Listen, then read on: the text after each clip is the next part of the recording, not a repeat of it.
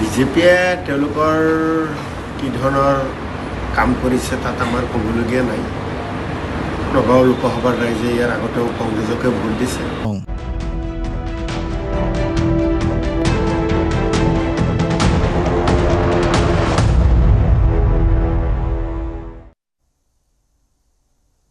নমস্কাৰ প্ৰিয় দৰ্শক দি প্ৰাইম শোলৈ সকলোকে স্বাগতম জনাইছো মই পাৰ্থবৰা প্ৰিয় দৰ্শক জাপানৰ প্ৰধানমন্ত্ৰী গৰাকী অৱশেষত কাইলৈ দিল্লীলৈ আহিব তিনিদিনীয়া তেওঁৰ ভ্ৰমণসূচী ভাৰতবৰ্ষৰ সৈতে বহুকেইখন চুক্তি স্বাক্ষৰ কৰিব আৰু প্ৰাসংগিক কথাটো হৈছে অসম কেন্দ্ৰিক উত্তৰ পূৰ্বাঞ্চল কেন্দ্ৰিক কি চুক্তি বা কি বিষয় তেওঁৰ এজেণ্ডাত থাকিব ইতিমধ্যে জাপানৰ ৰাষ্ট্ৰদূত গৰাকী অসমৰ মুখ্যমন্ত্ৰী ডক্টৰ হিমন্ত বিশ্ব শৰ্মাৰ সৈতে সংযোগ স্থাপন কৰিছে আৰু তেওঁ ইতিমধ্যে অসমৰ মুখ্যমন্ত্ৰী গৰাকীক জনাইছে জাপানৰ বহুকেইটা উদ্যোগ অসমলৈ আহিব বিগত সময়টো এই বিষয়টো লৈ আমি আলোচনা কৰিছিলো আমাৰ অসমৰ যুৱক যুৱতী উদ্বিগ্ন হৈ আছিল বহুকেইটা প্ৰশ্ন তেওঁলোকে আমাক সুধিছিলে বিগত সময়ত যে কেনেকৈ আমি জাপানত সংস্থাপিত হ'ব পাৰিম প্ৰথম প্ৰশ্ন সেকেন্ড প্ৰশ্নটো জাপানৰ যি ধৰণৰ বিনিয়োগ বা যি ধৰণৰ প্ৰতিষ্ঠান উত্তৰ পূৰ্বাঞ্চল বিশেষত অসমত স্থাপন হ'ব সেইবোৰত নিয়োজিত হ'বলৈ কি দক্ষতাৰ আমাৰ প্ৰয়োজন হ'ব সেই দক্ষতা আমি ক'ত শিকিম আৰু তাৰ লগতে ভাৰতবৰ্ষৰ বিভিন্ন স্থানত জাপানৰ য'ত ইন্টাৰেষ্ট বা ইনভেষ্টমেন্ট আছে সেইবোৰতো নিয়োজিত হ'বলৈ কি কৰিব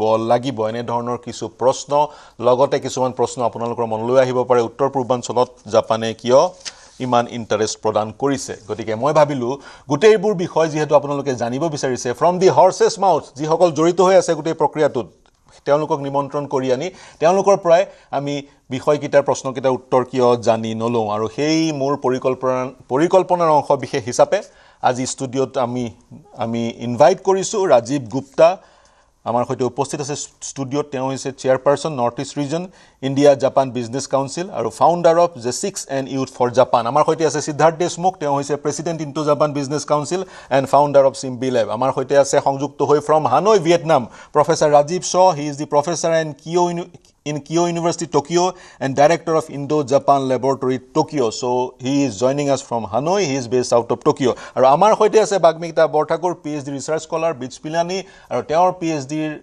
গবেষণাৰ অংশ বিশেষ ভাৰত জাপানৰ সম্বন্ধ মই ৰাজীৱ গুপ্তা আপোনাৰ পৰা আৰম্ভ কৰিছো your first take students youth of Assam they want to go to Japan and get employed also they are anticipating Japanese companies they will come to Assam and also there will be a whole lot of job opportunities. So what do you have to say? Opening remark, then I'll go in detail.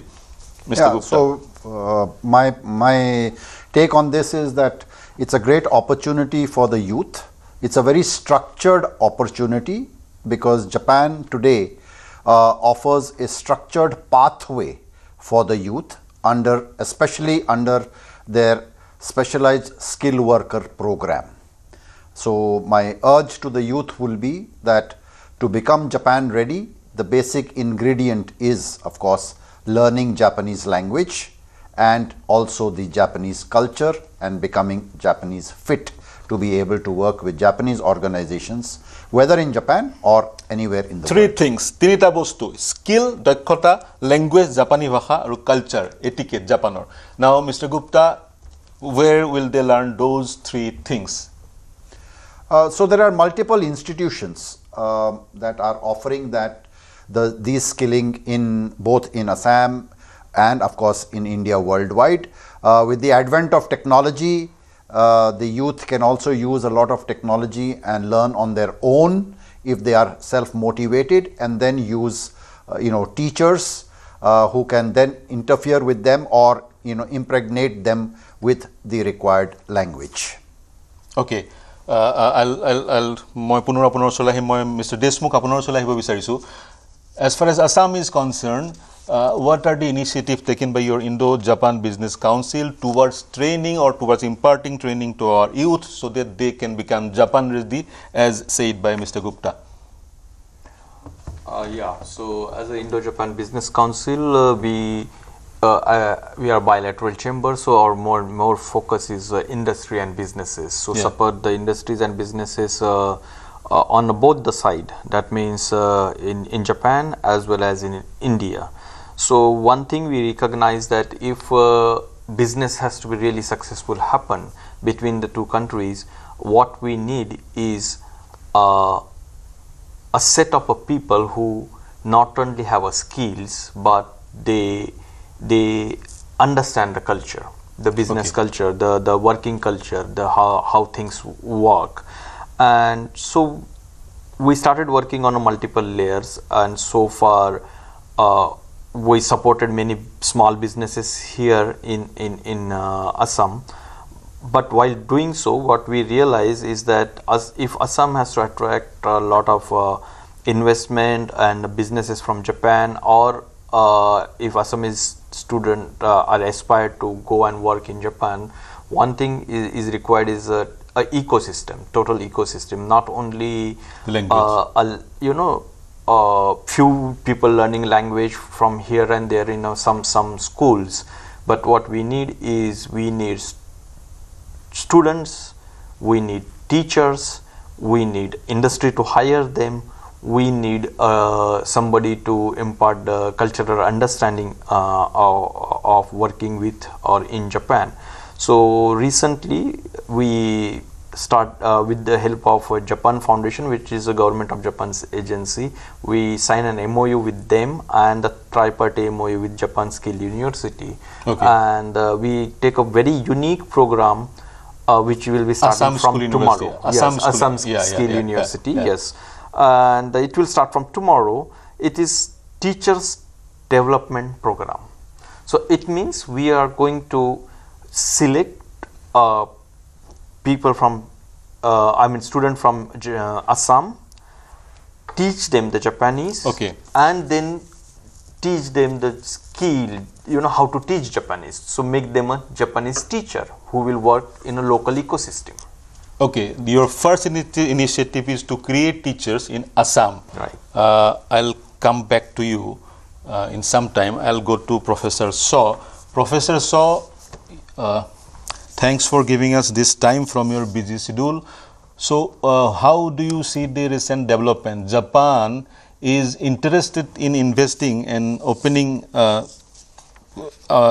coming to Assam and investing in Assam. So, how do you see the recent development? How can the youth of Assam take this opportunity and get engaged with Japanese companies that would come to Assam or elsewhere in Northeast? Thank you very much. I fully agree with my two previous speakers, Rajiv ji and Siddharth ji. Both of them are very good friends, and I've been following their work very closely. So what they have just mentioned, that's fully relevant. I'd like to add a couple of more points. Japan is not just like going to US or going to Europe or going to Australia. Japan is still a very, I will say, not that much heterogeneity. So it's a rather still homogeneous culture. And to go there in Japan and to be embedded into the society, I will say that apart from the technical competency, language proficiency, and cultural understanding, there are two things which are required. One is you need to have a very strong passion or love for that particular country. That then only you can actually stay there a little bit longer time. I'm living there for the last 32 plus years. So I think the passion is very important. And another very important thing, especially for the working field, is the professional discipline. All of us, we understand that how Japanese people are disciplined in their life. But when it comes to the professional life, they are even more disciplined. So how we work as a teamwork, like how we work as a team, punctuality, problem-solving skills, continuous learning, these are possibly part of the regular Japanese working condition. I work in the university. Right. This is also applicable for the university. This is also applicable for any company, whether it is small company, big company. So I think combination of that, and possibly in India, we need to create that type of ecosystem where at least I understand that in India, by sitting in India, you cannot learn everything, but at least to give the students or young aspirants at least a sense of what we are talking about, the professional discipline, what we are talking, how they can be more passionate about this. Okay. Apart from language, skill and culture, they will have to be punctual. Japanese are very punctual. They are very particular about time. যি সকল আমাৰ যুৱক যুৱতীয়ে চাই আছে কিছুমান তেওঁলোকৰ গতানুগতিক তেওঁলোকৰ আচাৰ আচৰণ চাকৈ পৰিহাৰ কৰিবলগীয়া হ'ব পাৰে. Japan is not like middle east, Japan is not like United states. Culturally জাপানৰ কালচাৰ জাপানলৈ যাওঁতে বা জাপানলৈ যাব বিচাৰিলে বা জাপানৰ লগত কোলাবৰেট কৰিবলৈ হ'লে জাপানৰ কালচাৰ জনাটো অন্যতম এটা গুৰুত্বপূৰ্ণ কথা. যিসকল সংযুক্ত হৈ আছে তেওঁলোকে চাগৈ এই জাপানৰ আমি বিভিন্ন আলোচনা কৰি আছোঁ. জাপানীজ কোম্পানী অসমলৈ আহিব, কিন্তু তেওঁলোকৰ সৈতে সফলতাৰে কোলাবৰেট কৰিবলৈ হ'লে কিছুমান কথা আমি জানিব লাগিব, শিকিব লাগিব. বাগ্মিতা আপোনাৰ ওচৰলৈ আহিছোঁ, কিদৰে চাই গোটেই বাকী মন্তব্য কৰিব? হয় পাৰ্থদা, আচলতে মই যেতিয়া মোৰ গৱেষণা পত্ৰখন আৰম্ভ কৰিছিলোঁ, মই দিল্লী বা টকিঅ'ৰ পৰা মোৰ গৱেষণা কৰা নাই. মই অসমৰ পৰা, মিজোৰামৰ পৰা, মণিপুৰৰ পৰা মোৰ গৱেষণা পত্ৰখন আৰম্ভ কৰিছিলোঁ. সেইকাৰণে মোৰ কাৰণে দিল্লী বা টকিঅ' অসমলৈ কিয় আহিবতকৈ বেছি দৰকাৰী, অসমৰ এজন ছাত্ৰ বা ছাত্ৰী টকিঅ'লৈ কেনেকৈ যাব আৰু তেওঁলোকে টকিঅ'ৰ পৰা কি পাব, এই দুটা প্ৰশ্নহে মোৰ কাৰণে বেছি গুৰুত্বপূৰ্ণ. এই দুটা প্ৰশ্ন হাতত লৈ পেলাই মই এটা পাইপলাইনৰ কথা ক'ম, ভিজিবিলিটি পাইপলাইন, যাৰ কাৰণে জাপান আজি বৰ্তমান অসমলৈ আহিছে. কিন্তু মই জাপানত কাম কৰিম এটা প্ৰশ্ন, কিন্তু মই জাপানত গৈ পেলাই লিগেলি আৰু ছেফলি এটা ইক'চিষ্টেমৰ ভিতৰত সোমাই পৰিব পাৰিম আন এটা প্ৰশ্ন. সেইকাৰণে মই পাৰিম নেতকৈ মই পাৰিম বুলি ক'ব লাগিব. পাৰিম নে বুলি কোৱা লগালগ এটা ডাউট ফেক্টৰ আহি যায়. সেই ডাউট ফেক্টৰটোৱে মই ভাবোঁ আমাৰ ল'ৰা ছোৱালীক বাহিৰলৈ যোৱাৰ পৰা ৰখায়. লিগেল ইক'চিষ্টেম কিয়নো এজন মানুহ তাত গৈ পেলাই খাপ খাবলৈও কিছুমান ছেফটি মেজাৰ লাগে. আৰু মই ভাবোঁ জাপান এখন এনেকুৱা দেশ যোনে সেই ছেফটি নেটটো খুব ধুনীয়াকৈ প্ৰভাইড কৰে. আৰু সেই ছেফটি নেটটো আমাৰ ল'ৰা ছোৱালীয়ে জানিবলৈ আমি প্ৰথম গ্ৰাছৰুটত আৰম্ভ কৰিব লাগিব আৱেৰনেছ প্ৰগ্ৰেম. বৰ্তমান যোৰহাটত বহি থকা এটা ল'ৰা বা ধুবুৰীত বহি থকা এজনী ছোৱালীয়ে জাপানলৈ যাবলৈ সেই ৰাস্তাটো কি, সেই ৰুটটো কি, সেই ৰুটটো জানিবলৈ কি কৰিব লাগিব যে আমি ষ্টাৰ্টিঙতে আৱেৰনেছ স্প্ৰেড কৰিব লাগিব. চ' উই হেভ টু টক এবাউট যে কি স্কিলছ লাগে. প্ৰথম হ'ল লেংগুৱেজ, ভাষা. আমাৰ স্কুলবোৰত ইণ্টাৰনেশ্যনেল লেংগুৱেজ আজিকালি শিকায়, এটা মানে আপোনাৰ কম্পালচৰি ৰিকুৱাৰমেণ্ট হৈ গৈছে. কিন্তু তাত জাৰ্মান বা আপোনাৰ জাপানীজত গুৰুত্ব কম দিয়া হয়. কিন্তু বৰ্তমান মই ভাবোঁ যে আমি গ্ৰাছৰুট লেভেলৰ পৰা যদি আৰম্ভ কৰোঁ, এই গ্ৰাছৰুট লেভেলত আমি সেইকেইখন দেশৰ ভাষা ল'ৰা ছোৱালীক শিকাব লাগে যোনকেইখন দেশে বৰ্তমান অসমত ইণ্টাৰেষ্ট দিছে. মই আপোনাৰ কথা ল'লোঁ, কিন্তু এটা কথা আপোনালোকে সকলোৱে কৈছে কালচাৰৰ কথাত গুৰুত্ব দি আছে. মই ধৰি ল'লোঁ জাপানৰ যিটো আচাৰ আচৰণ বা সংস্কৃতি কিছু পৃথক, তেওঁলোকৰ মানুহবোৰৰ যি মানসিকতা সেয়াও কিছু পৃথক বুলি ক'ব বিচৰা হৈছে. কিন্তু গ্ল'বেলাইজেশ্যনৰ দিনত আমি ইমান গুৰুত্ব কালচাৰ শিকোৱাৰ ক্ষেত্ৰত কিয় দিছোঁ, য'ত অসম বা ভাৰতবৰ্ষৰ লোক বিশ্বৰ সকলো প্ৰান্তত আছে, ছাকচেছফুলি তেওঁলোকে কাম কৰি আছে? কিয়নো পাৰ্থদা, মই এইটোক এটা এনেকুৱা লেন্স দি পেলাই চাওঁ, লোকেলাইজড আৱেৰনেছ. চ' অসমৰ ল'ৰা এটা যেতিয়া জাপানত গৈ পেলাই কাম কৰিব, সি অকল জাপানৰ কালচাৰটো লৈ থকা নাই, সি অসমৰ কালচাৰটোও জাপানলৈ লৈ গৈ পেলাই আছে. চ' যেতিয়া আমি এছিমিলেট হওঁ, যোনটো কালচাৰ আমি লগত গৈ আছোঁ সেইটো আমি এৰি নিদিওঁ. কিন্তু Japan is a country who is culturally very sensitive. আৰু এই কালচাৰেল চেঞ্চিটিভিটিটো তেওঁলোকৰ অকল নিজৰ কালচাৰটোক লৈ পেলাই নাই, বেলেগ কালচাৰক লৈ পেলাইও আছে. সেইকাৰণে যেতিয়া কোনোবা এজন মানুহ তাত কাম কৰিবলৈ যায়, তেওঁলোকে বিচাৰে যে তেওঁলোকৰ সেই কালচাৰটোৰ লগত যাতে তেওঁলোক সেই মানুহজন জাপানীজ কালচাৰেলি চেঞ্চিটিভ, সংবেদনশীল এটা জেগা. সেইকাৰণে মই একেটাই প্ৰশ্ন মই ৰাজীৱ গুপ্তাজী আপোনাৰ ওচৰলৈ আনিব বিচাৰিছোঁ. We are seeing Japan in isolation. We are giving so much of emphasis on Japan's culture, whereas people from Assam, people from India have been going to many other countries and they are successfully established there and contributing there to their growth, to the growth of that country. So why is culture that important? We need to teach Japanese culture to Assamese youth for as good as 10 months or 1 year so that they go to Japan. Why is culture that important? They can go to Japan first and learn the culture there also. No, so I think fitting into a Japanese society has two very important elements. One is definitely language, and second is the assimilation requires the cultural fitness. We can't go there and behave the way we think we need to behave, or we are doing it in India. So, for example, there is a discipline of time. There is a discipline of how you behave in any environment.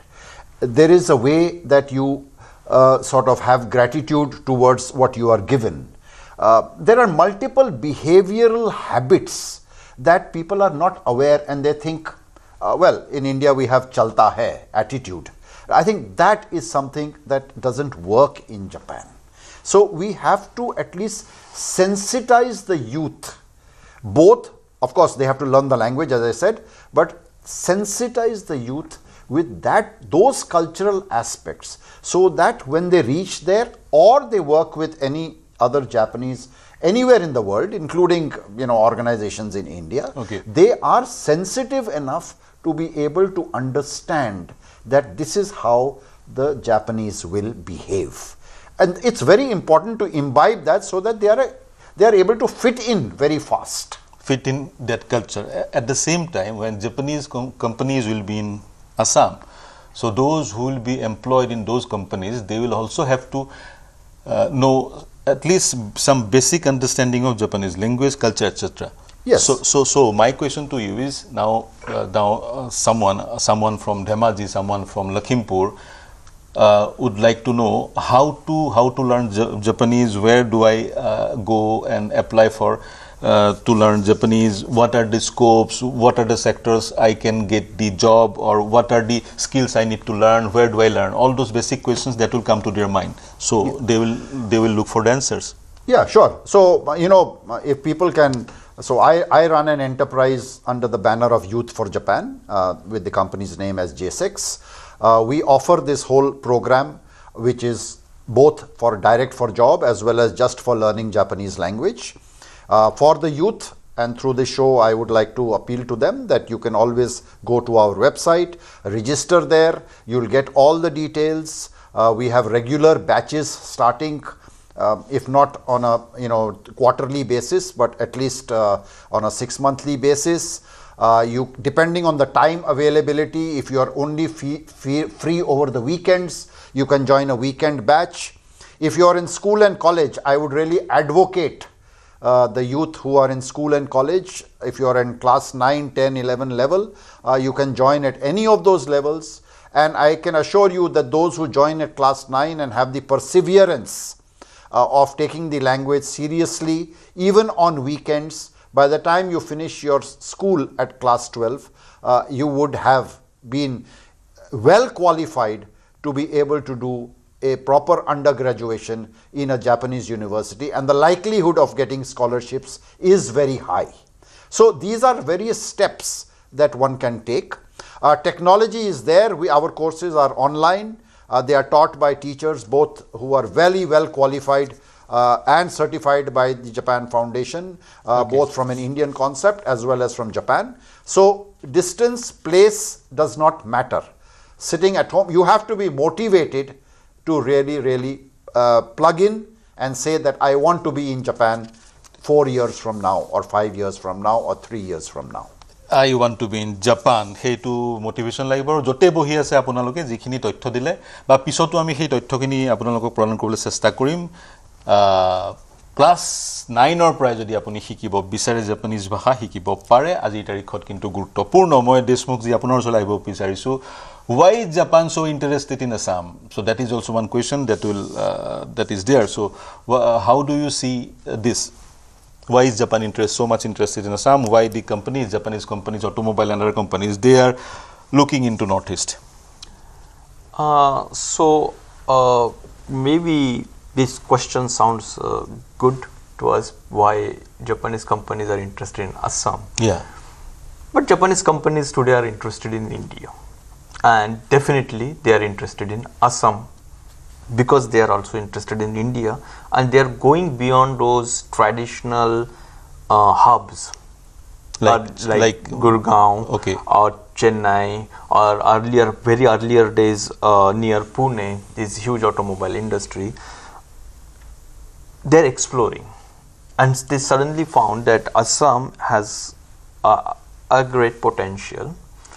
No, they studied they came here several times. They are coming here, looking at it, and they are working with a state government like Assam state government and other state governments, and wherever they find there is a synergy, there is a possibility, there are certain industries where they can work together, they are putting their focus. And what I found, Assam is traditionally always not looked from the very modern industries earlier, but now Assamese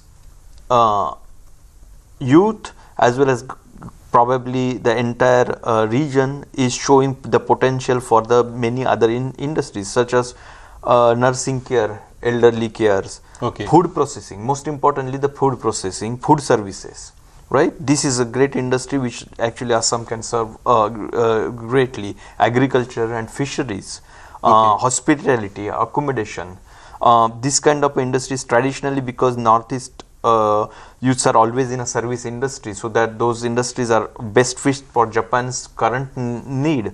Then construction, infrastructure support, automobile maintenance, and now we are seeing the IT, digital service, and the most importantly semiconductor. So not only automobiles, these are the sectors where Japanese companies may invest as far as Assam is concerned. Assam is concerned. In fact, I see less automobile, more of these other sectors, and that is better for Assam. It can create a differentiation. Right. So that's very interesting, and Assam's strategic location also allowed it to be attractive destination.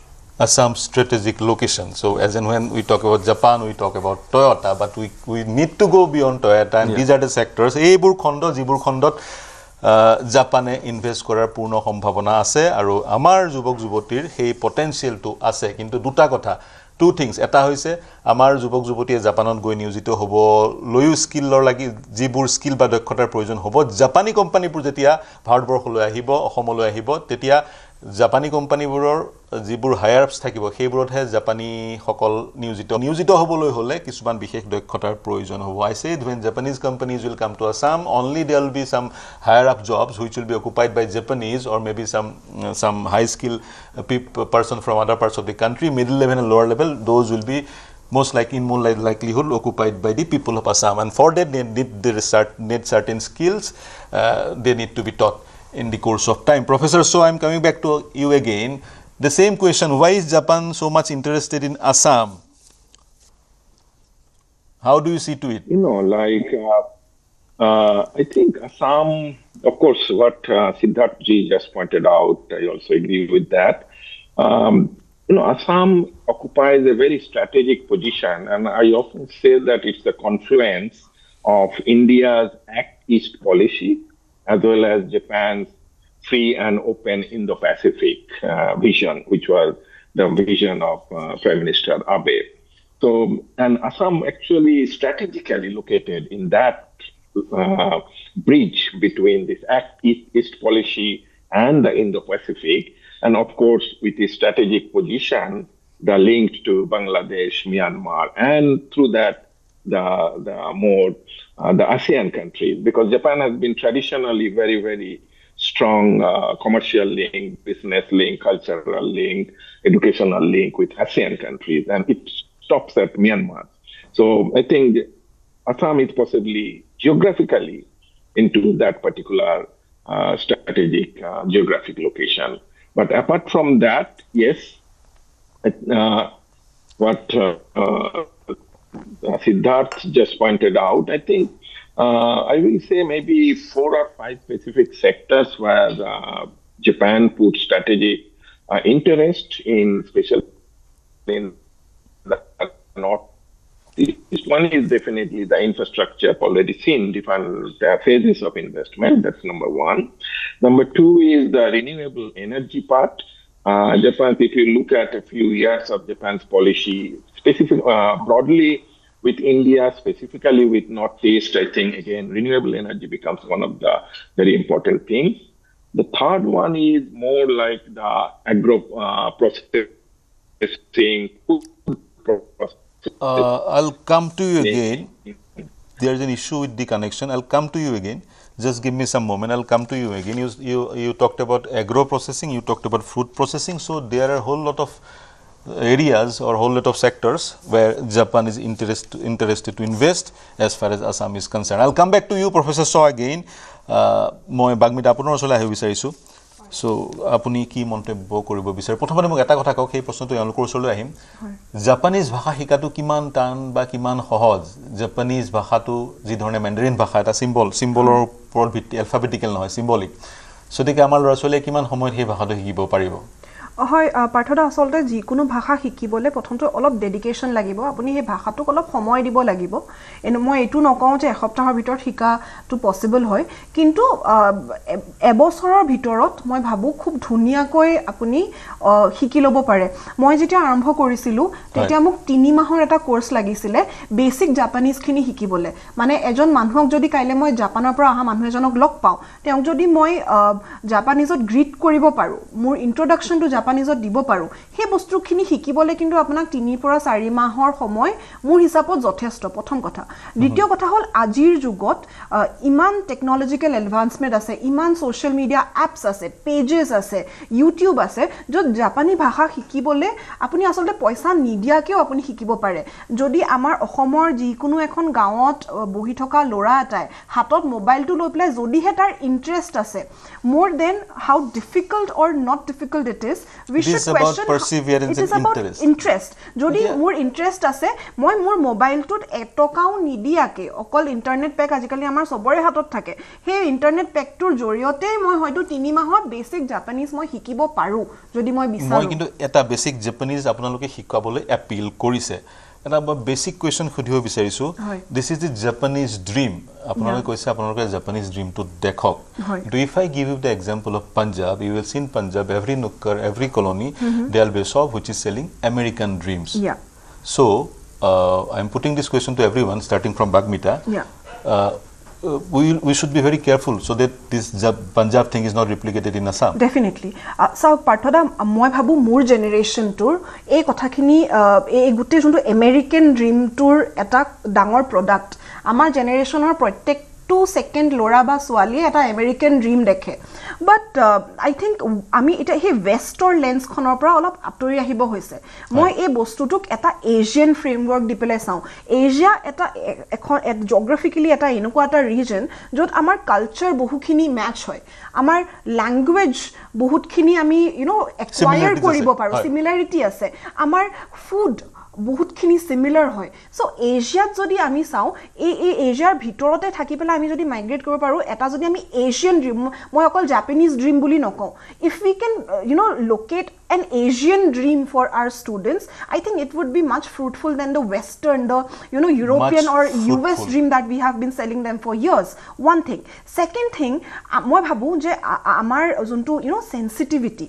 আমাৰ লৰাছলিখিনিক আমি আগতে মই এই কথাটো বহুবাৰ কওঁ যে আমাৰ গাঁৱৰ এটা লৰাই সবতকে ডাঙৰ হেতু সপোনটো প্ৰথমতে কি দেখে যে আমি গুৱাহাটীলৈ আহিম এবাৰ গুৱাহাটীলৈ অহা পিছত তেওঁ ভাবে যে মই দিল্লীলৈ যাম অকল দিল্লীলৈ যোৱাৰ পিছতহে আগৰ দিনত এনেকুৱা হৈছে যে বাহিৰতো যে এখন দুনিয়া আছে তেওঁলোকে গম পাইছিলে কিন্তু বৰ্তমান আগতেও মই কওঁ যে তিনচুকীয়াত বহি পেলাইও তল এফালে ধুবুৰীত বহি পেলাইও এটা লৰাই বৰ্তমান ভাৰতৰ পৰা বাহিৰত যোৱা সপোনটো দেখিব পাৰে দ্যাট ইজ ফাইন জাপানলৈ যোৱাৰ সপোনটো দেখিব পাৰে আৰু আমি ইয়াতে এতিয়া গভৰ্ণমেণ্টেও জাপানিজ শিকিবলৈ সেই সুবিধাসমূহ দিছে বা ইণ্ডো জাপান বিজনেছ কাউন্সিলৰ সেই সুবিধাসমূহ দিছে কিন্তু মই এটা কথা কৈছো আমাৰ শিক্ষাৰ্থীক আমাৰ ছাত্ৰ-ছাত্ৰীক দে উইল নিড সাম মোৰ clarity as to how much scope is there what are the size of the jobs that will be available for us at the same time what are the sectors and what are the skills we need to know he clarity to karone ami he ecosystem to banabo lagibo juntu Mr Deshmukhe kole he ecosystem to arambho hobo ekhon schoolor agote ekhon ghoror pora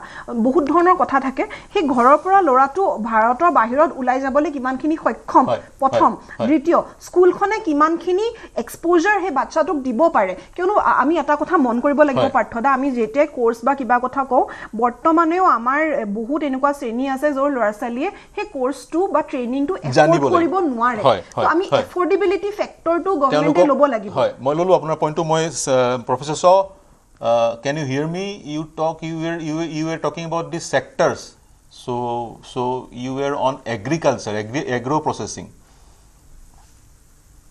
Yes, yes. I think, can you hear me now? Yeah, I can, yeah. Please go ahead. Yeah, so I was talking about the third sector was this agriculture, agro-processing, food value chain. And also many of the Japanese companies are interested on the bamboo and the forest-based industries. That's the third one. And the fourth one is more on the healthcare. Definitely, Japan needs more healthcare professionals. And there have been lots of discussions of having nurses. The first batches of nurses have already arrived in Japan and so on. And the last one, actually, which is also very important for Japanese investment, like how we can make this whole infrastructure development more resilient. And I think this resilience term, and what I'm seeing is even in JICA, Japan International Cooperation Agency, or other Japanese ODA, I think making it more disaster climate resilience, which is actually very close to my work. And I've been seeing that there have been lots of interest in coming up. Okay. But I'd like to just very briefly, I'd just like to very briefly touch upon like the issues which we were discussing earlier, that in spite of like this American dream versus Japanese dream, and well, as I mentioned, like Japan possibly will not be an American dream or Canadian dream or Middle Eastern dream. The numbers are different, the areas are different, the cultural context are different. So it has to be very, very specific.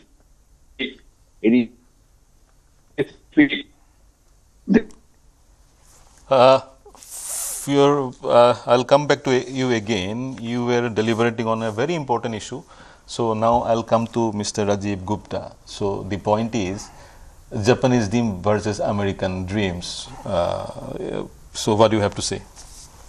Yeah, so I'll take it forward from what Professor Shaw was rightly saying. It is not comparable. See, the American dream, the Canadian dream, and in some cases the European dream, people grew up with that. And one of the basic considerations of the dream was a different level of financial independence.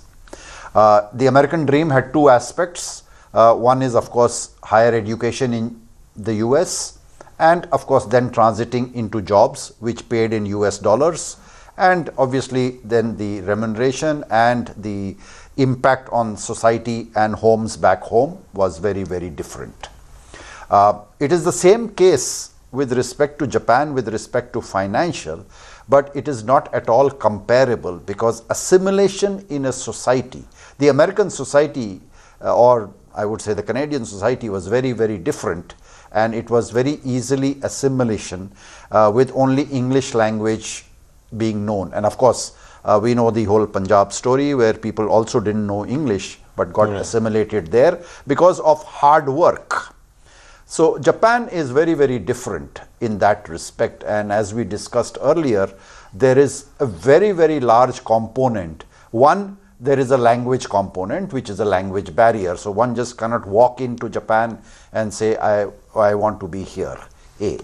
Secondly, there is a lot of cultural fitment that is required, which we are continue to discuss, and it's difficult to put it down in real terms unless one really is able to imbibe and understand and feel Japan.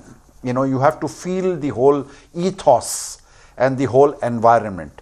And I often compare it. We are sitting here in Assam. We have a lot of tribal population apart from the people in the plains.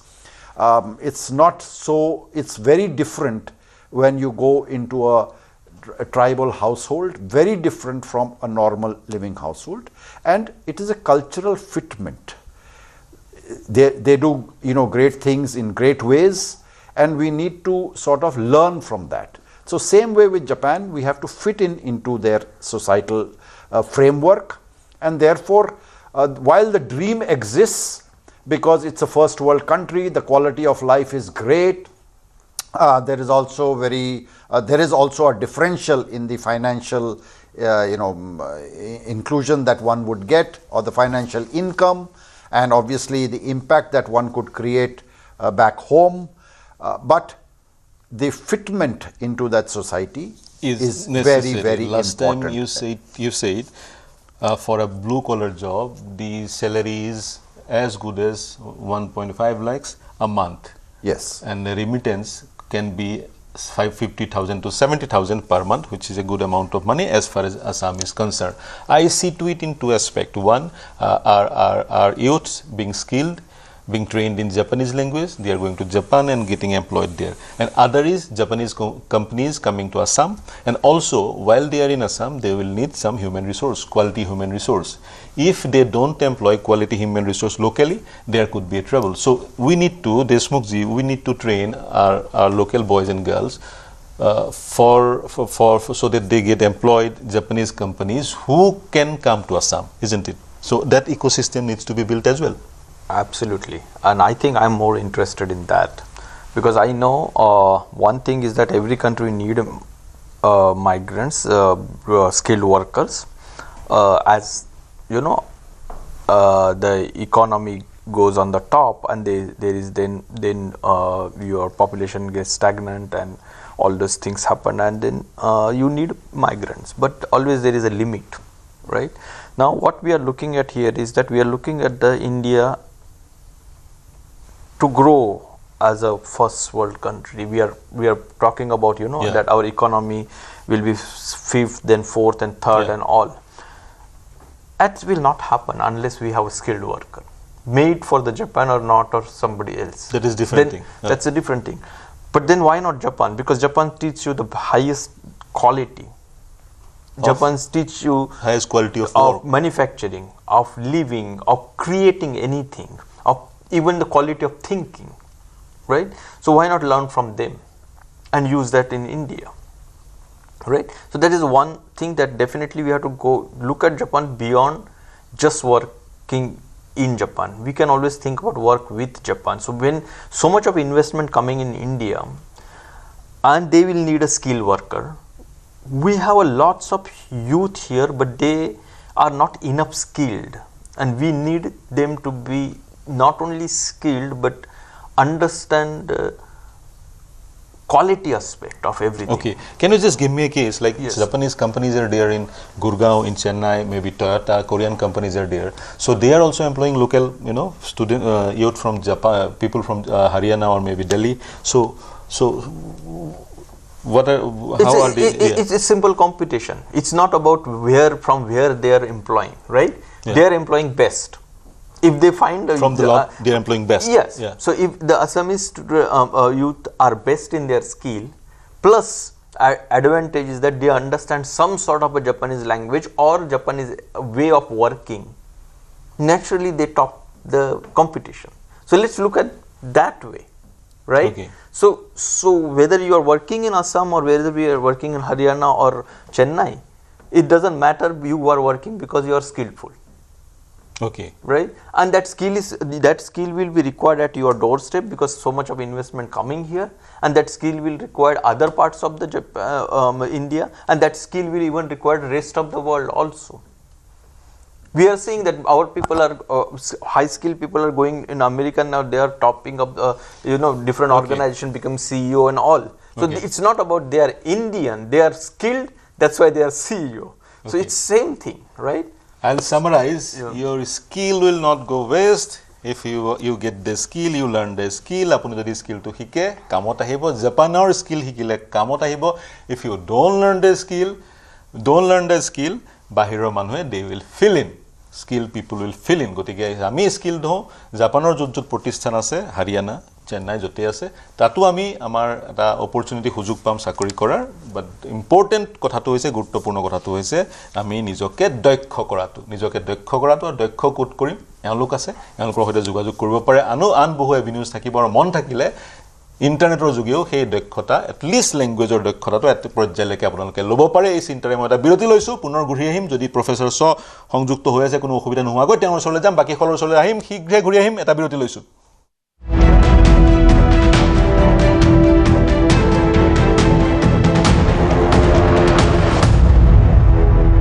যদি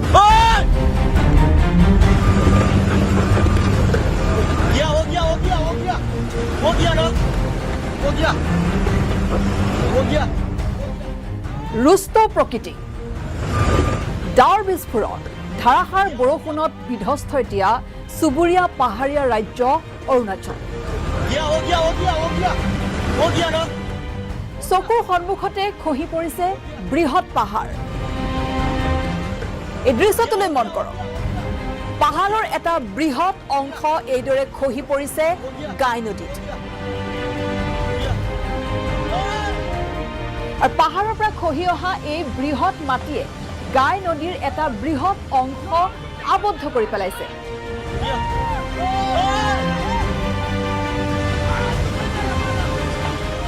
আৰু পাহাৰৰ পৰা নামি অহা এই বৃহৎ মাটিয়ে গাই নদীৰ এটা বৃহৎ অংশ পুতি পেলাইছে।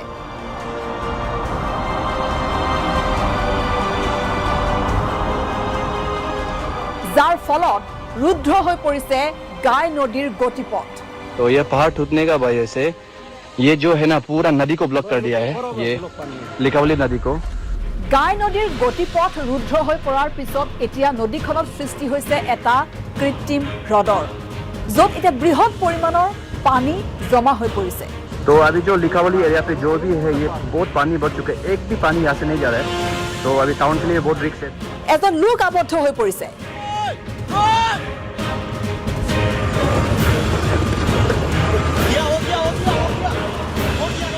এখন বাইকৰ সৈতে এজন লোক এইদৰে আবদ্ধ হৈ পৰাৰ এই ভয়ংকৰ দৃশ্য বন্দী হৈছে কেমেৰা। চাওক কিমান ভয়ংকৰ দৃশ্য, এখন পাহাৰ এইদৰে চকুৰ সন্মুখত খহি পৰিছে।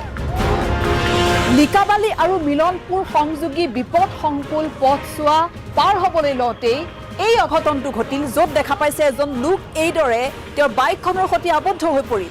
এই পাহাৰৰ বৃহৎ অংশটো যেতিয়া নামি আহিছে, মাটি যেতিয়া খহি পৰিছে, সেই মাটিৰ সৈতে এই যিজন লোক, সেই লোকজন তেওঁৰ বাইকৰ সৈতে এইদৰেই খহি তললৈ নামি গৈছে আৰু কাষত থকা দুই এজন লোকে তেওঁক উদ্ধাৰৰ বাবে চিঞৰ বাখৰ কৰিছে। কিন্তু অৱশেষত এটা সময়ত যিহেতু ৰখি গ'ল এই মাটিখিনি, আৰু তাৰ পাছতেই লোকজনৰ কথম্পি প্ৰাণ ৰক্ষা পৰিছে।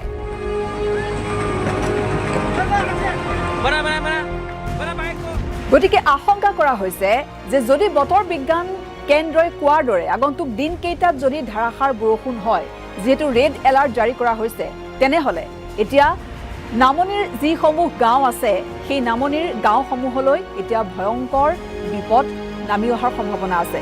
কাৰণ সেই যিটো কৃত্ৰিম হ্ৰদ সৃষ্টি হৈছে গাই নদীত, সেই হ্ৰদটো যদি ভাঙি যায়, সেই হ্ৰদটোৰ পানী যদি বৈ আহে, তেনেহ'লে ভয়ংকৰ বিপদৰ সন্মুখীন হ'ব পাৰে। এক প্ৰকাৰ বিধ্বংসী বানত ডুব যাব পাৰে এই গাঁওসমূহ।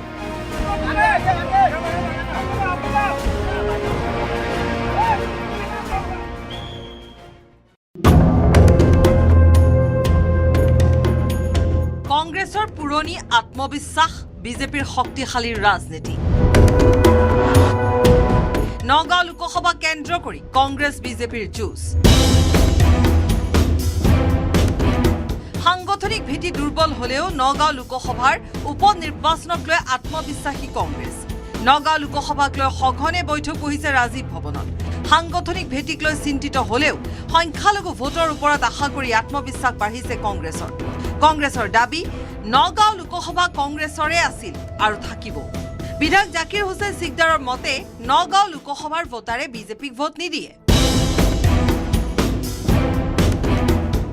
নগাঁও উপ নিৰ্বাচনক কেন্দ্ৰ কৰি ইতিমধ্যে কেইবাটাও সভা অনুষ্ঠিত হৈছে ৰাজীৱ ভৱনত। যিখিনি কৰিবলগীয়া আছে, যিখিনি কৰণীয়, যিখিনি দায়িত্ব, সেইখিনি প্ৰতিজনে পালন কৰি আছে। এই নগাঁও লোকসভা কংগ্ৰেছৰ আছিল আৰু আহি থকা সময়ত কংগ্ৰেছৰে থাকিব। বিজেপিয়ে তেওঁলোকৰ কি ধৰণৰ কাম কৰিছে তাত আমাৰ ক'বলগীয়া নাই। নগাঁও লোকসভাৰ ৰাইজে ইয়াৰ আগতেও কংগ্ৰেছকে ভোট দিছে আৰু আমি আশা কৰিছোঁ এইবাৰো কংগ্ৰেছকে ভোট দিব। সংখ্যালঘু ভোটক লৈ কংগ্ৰেছ আত্মবিশ্বাসী হৈ থকাৰ বিপৰীতে বিজেপিয়ে আৰম্ভ কৰিছে সমষ্টিটোত শক্তিশালী ৰণনীতি। বিধানসভা নিৰ্বাচনৰ ফলাফলৰ পিছদিনাৰ পৰাই সমষ্টিটোক লৈ তৎপৰ বিজেপি। সমষ্টিটোৰ অলিয়ে গলিয়ে ঘূৰিছে মন্ত্ৰী, বিধায়ক, প্ৰাৰ্থিত্ব প্ৰত্যাশী। সাংগঠনিক ভেটিৰ বলতে মন্ত্ৰী সুশান্ত বৰগোহাঁইৰ দাবী, এইবাৰ নগাঁও লোকসভাত কংগ্ৰেছৰ হ'ব বিদায়। বিধানসভা নিৰ্বাচন জিকাৰ দ্বিতীয় দিনাই মানে ফলাফল হোৱাৰ পৰাই আমি এই নগাঁও লোকসভাটো জিকিব পৰা ব্যৱস্থালৈ যাবলৈ আমি নিজৰ যিখিনি ৰাজনৈতিক কৰ্ম গোটেই কামখিনি আৰম্ভ কৰা হৈছে এতিয়া কেৱল নগাঁও লোকসভা সমষ্টিৰ উপ নিৰ্বাচনৰ দিন ঘোষণা হোৱালৈহে অপেক্ষা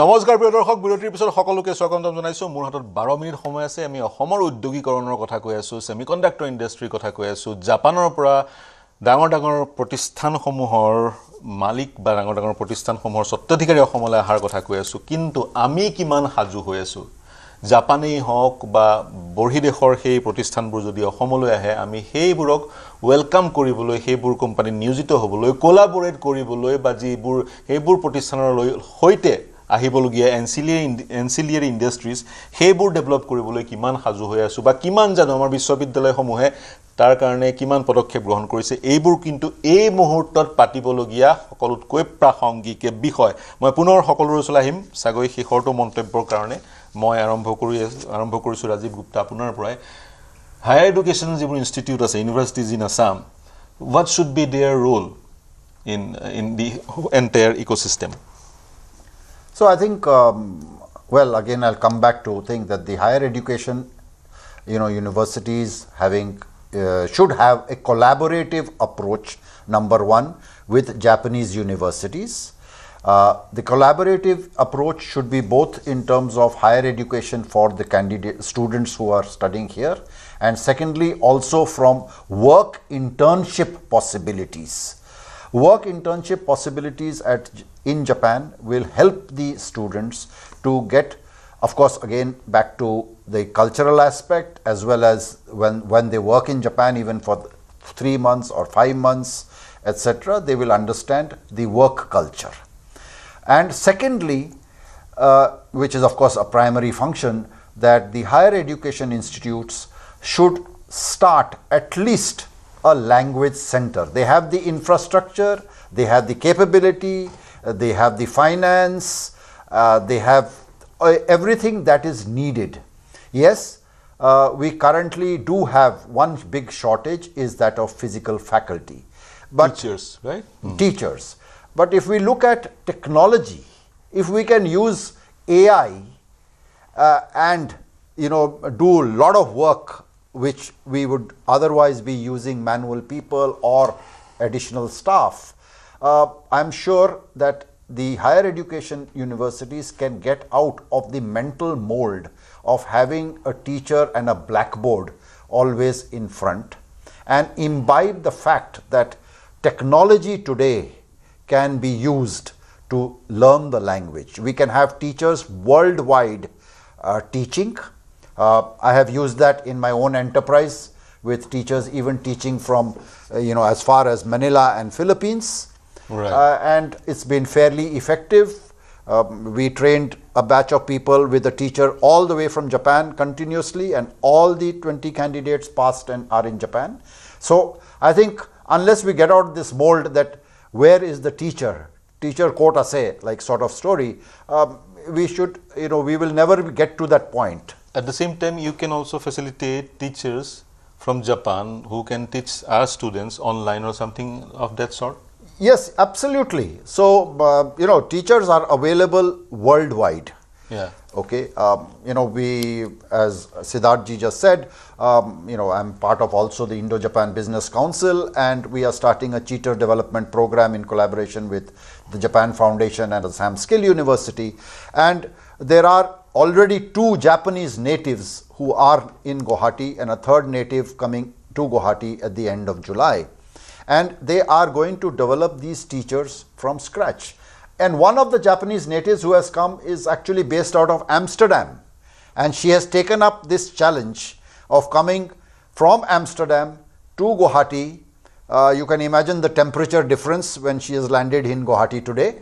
And has taken it as a challenge to actually imbibe this language and create the difference by making these teachers. So I think we should get out of this mold that there is a shortage of teachers, but at least get into the mold that we can learn the language through other means, and today including AI. Today including AI. I'd like to go to Professor Saw. Professor Saw, can you hear me? Professor Rajiv Saw? Yes. You were talking about the Japanese dream, and you were deliberating how Japanese dream is different from American dreams. Yeah, I had to stop you there. Yeah, thank you. Thank you very much. And I apologize for my little bit unstable connection, internet connection. Actually, we have been talking about quite a bit about the rosy picture about Japan, but also we need to think about a few challenges. We have been talking about the skill development, the skilled work, and all this thing. But let's keep in also mind that Japan is not only a totally free market for this. We have already a huge competition. Like there are a huge number of Nepal, Myanmar, Vietnam, Indonesia, the citizen of them, they actually come to Japan and in different types of skilled, semi-skilled, high-skilled labor force. And it has been going there for almost now 15 to 20 years. So we need to start about that. Yes, we are already a little bit behind the schedule, and that's why we need to speed up. We need to really, really speed up, and we need to put something with the skill plus something. And what is that something? Why a Japanese company will invite Indian skilled labor as against labor from Nepal or Myanmar or Vietnam? So I think somewhere that part we need to little bit really, which type of additionality we can bring. And there, my opinion, maybe I'm wrong, is that, the Indian mindset is, we have this Jugaad innovation mindset. It has been widely written now, and it has been widely accepted, like some improvised solution. That particular skill you have, which possibly is not there in most of the other countries. Okay. So the Japanese culture of Kaizen, we use this word called Kaizen. Can you hear me? Yes. Japanese culture of? Kaizen. Japanese culture of Kaizen. Yeah. Kaizen, which is the quality management, and this Indian mindset of Jugaad. I think that thing needs to be brought together very strongly. You are talking about the Japanese university issue, and like what Indian universities should do, or the Assamese universities should do. I think whenever we talk about the Assamese university, we only talk about the IIT Guwahati. Of course, it's the primary, like the prime institute, and there have been lots of collaboration, double degree programs, and so on. But I think more the second tier, third tier universities should be like the top management of the university should be more sensitive enough to start this type of Japanese language courses, what we were talking about. Professor, Can you hear me? I took your point. I'll have to leave with that. We'll have to, in Assam, as far as Assam is concerned, we'll have to think beyond IIT Guwahati. And the second is the apprehension. I'll bring that apprehension to Mr. Desmukh. We'll have to, as usually, Assam is a bit late. Already that vacancy is being filled by Nepalese or the Vietnamese, etc., etc. So you will have to skill the Assamese youth in such a way that they can also compete with those Nepalese or Vietnamese who are already engaged in Japan. So what do you have to say, Mr. Desmukh? Naturally, what Professor Shaw mentioned is we need to create a differentiation. I will not say we are late or we are there first. It is not about the race. It's not about who is first. It's about what kind of a quality we want to bring to Japan, right? Quality in sense of quality worker, the quality of people going to Japan. Okay. Because there is an issue, right? When the mass migration happened, some people create issues, right? And they doesn't fit into society, and the entire things go wrong. So sometimes we see that resistance in all the geographies that Yes, yes. there is some resistance for immigration. So when we talk about India, we still have that very high and fair image in Japan, and they really still looking for us. So what should we do? I once again come back to this. It is not about only going to Japan. We should prepare ourselves that we are going to work with Japan, whether it is Japan or India. We have to work with Japan. Yes. So we need to work with them anywhere. Today, there are many Japanese companies looking at India to start manufacturing in India and exporting to the Africa, exporting to the other countries. Okay. So we need to work with Japan, not always in Japan. With Japan. We need to work with Japan, not necessarily in Japan. We need to work with Japan anywhere, maybe in Guwahati, maybe in Hyderabad, maybe in Gurgaon. I am a bit shortage of time. Rajiv Gupta, your concluding remark.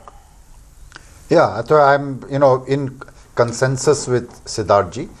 We need to work with Japan. Secondly, we need to also imbibe in the youth the concept of dignity of labor. Right. Most of our youth absolutely do not understand that Japan as a country respects every profession in a very, very equitable manner, and therefore it's very important to think that whether I am a driver or whether I am a caregiver, we have a very, very respectable professional status, and it's respected by everybody while you are in Japan. So I think dignity of labor is something that very has important, to be that needs to thought be about. imbibed among our youth. Bagmita শেষৰটো মন্তব্য মোৰ হাতত চাগে খুবেই কম সময় আছে in 15 seconds. শেষত মই এটাই কথা কম, আমাৰ যদি গভৰ্ণমেণ্টে এই শ্ব'টো চাই আছে আৰু লগতে parents, schools, infrastructure, anybody, any institution who is ৱাচিং দিছ শ্ব' টুনাইট, আমাৰ বহুত ভাল ভাল ল'ৰা ছোৱালী বাহিৰত আছে, তেওঁলোকক উভতাই আনক, এই ছিষ্টেমটোৰ লগত ইকুইপ কৰক, আমি তেওঁলোকক ট্ৰেইন কৰিব পাৰিম যে কি কি অপৰচুনিটিজ আছে, কেনেকৈ সেই ইক'চিষ্টেমটো আমি বনাব পাৰোঁ। ললো আপোনাৰ পইণ্টটো হয়, মই ক্ষমা কৰিব, মই আপোনাক ৰখাব লাগিব। প্ৰথম কথা হৈছে জাপানৰ সৈতে যদি কোলাবৰেশ্যন হয়, জাপান ইয়ালৈ আহে, আমি জাপানলৈ যাওঁ, আমি কিন্তু জাপানৰ পৰা বহুত কথা শিকিব পাৰিম, সেইটোৱেই মই বুজিলোঁ, আৰু that can be a game changer for us, for our future. এই চিন্তাৰে মই অনুষ্ঠান সামৰিছোঁ। মোৰ সৈতে সংযুক্ত হোৱাৰ কাৰণে ৰাজীৱ গুপ্তা, সিদ্ধাৰ্থ দেশমুখ, প্ৰফেচাৰ ৰাজীৱ শ, বাগ্মিতা বৰঠাকুৰ, সকলোকে ধন্যবাদ জ্ঞাপন কৰিছোঁ। প্ৰিয় দৰ্শক, শুভৰাত্ৰি।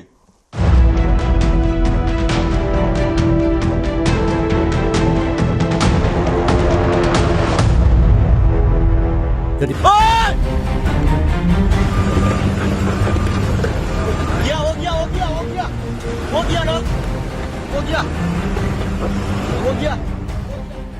ৰুষ্ট প্ৰকৃতি, ডাৱৰ বিস্ফোৰণ, ধাৰাসাৰ বৰষুণত বিধ্বস্ত এতিয়া চুবুৰীয়া পাহাৰীয়া ৰাজ্য অৰুণাচল। চকুৰ সন্মুখতে খহি পৰিছে বৃহৎ পাহাৰ। এই দৃশ্যটোলৈ মন কৰক, পাহাৰৰ এটা বৃহৎ অংশ এইদৰে খহি পৰিছে গাই নদীত, আৰু পাহাৰৰ পৰা খহি অহা এই বৃহৎ মাটিয়ে গাই নদীৰ এটা বৃহৎ অংশ আবদ্ধ কৰি পেলাইছে।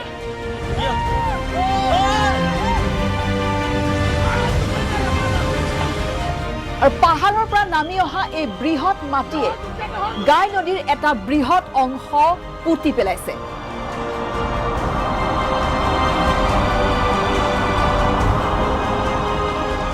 যাৰ ফলত ৰুদ্ধ হৈ পৰিছে गाय नदीर गतिपथ।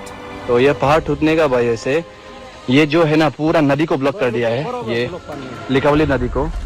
गाय नदीर गतिपथ रुद्ध হৈ পৰাৰ পিছত এতিয়া নদীখনত সৃষ্টি হৈছে এটা কৃত্ৰিম হ্ৰদৰ, য'ত এটা বৃহৎ পৰিমাণৰ পানী জমা হৈ পৰিছে। तो अभी जो लिकावली एरिया पे जो भी है ये बहुत पानी बढ़ चुका है, एक भी पानी यहाँ से नहीं जा रहा है, तो अभी टाउन के लिए बहुत रिस्क है। এজন লোক আবদ্ধ হৈ পৰিছে।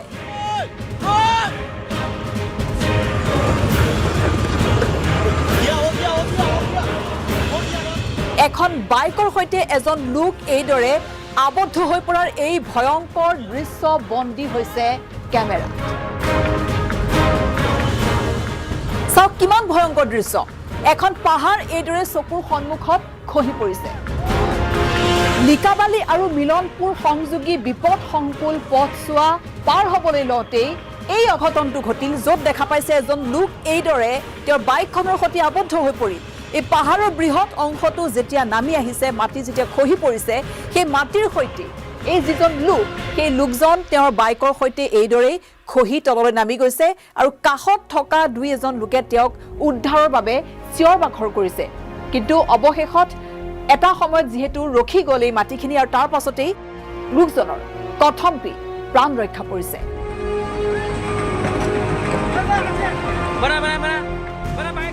গতিকে আশংকা কৰা হৈছে যে যদি বতৰ বিজ্ঞান কেন্দ্ৰই কোৱাৰ দৰে আগন্তুক দিনকেইটাত যদি ধাৰাসাৰ বৰষুণ হয় যেহেতু ৰেড এলাৰ্ট জাৰি কৰা হৈছে তেনেহ'লে এতিয়া নামনিৰ যিসমূহ গাঁও আছে সেই নামনিৰ গাঁওসমূহলৈ এতিয়া ভয়ংকৰ বিপদ নামি অহাৰ সম্ভাৱনা আছে কাৰণ সেই যিটো কৃত্ৰিম হ্ৰদ সৃষ্টি হৈছে গাই নদীত সেই হ্ৰদটো যদি ভাঙি যায় সেই হ্ৰদটোৰ পানী যদি বৈ আহে তেনেহ'লে ভয়ংকৰ বিপদৰ সন্মুখীন হ'ব পাৰে এক প্ৰকাৰ বিধ্বংসী বানত ডুব যাব পাৰে এই গাঁওসমূহ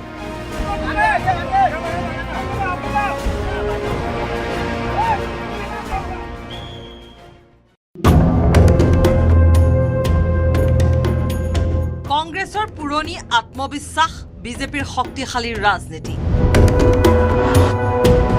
নগাঁও লোকসভা কেন্দ্ৰ কৰি কংগ্ৰেছ বিজেপিৰ যুঁজ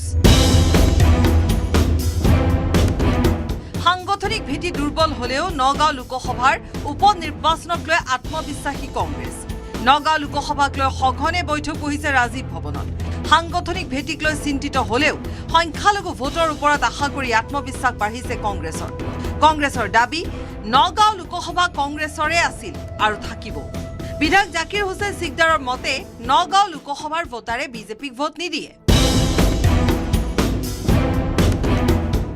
নগাঁও উপনিৰ্বাচনক কেন্দ্ৰ কৰি ইতিমধ্যে কেইবাটাও সভা অনুষ্ঠিত হৈছে ৰাজীৱ ভৱনত যিখিনি কৰিবলগীয়া আছে যিখিনি কৰণীয় যিখিনি দায়িত্ব সেইখিনি প্ৰতিজনে পালন কৰি আছে এই নগাঁও লোকসভা কংগ্ৰেছৰ আছিল আৰু আহি থকা সময়ত কংগ্ৰেছৰে থাকিব বিজেপিয়ে তেওঁলোকৰ কি ধৰণৰ কাম কৰিছে তাত আমাৰ ক'বলগীয়া নাই নগাঁও লোকসভাৰ ৰাইজে ইয়াৰ আগতেও কংগ্ৰেছকে ভোট দিছে আৰু আমি আশা কৰিছোঁ এইবাৰো কংগ্ৰেছকে ভোট দিব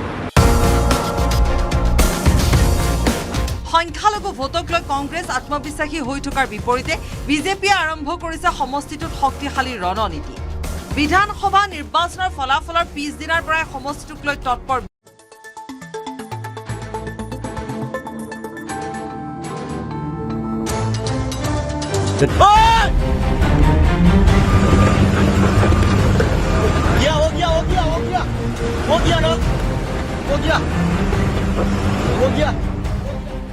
ৰুষ্ট প্ৰকৃতি ডাৱৰ বিস্ফোৰণ ধাৰাসাৰ বৰষুণত বিধ্বস্ত এতিয়া চুবুৰীয়া পাহাৰীয়া ৰাজ্য অৰুণাচল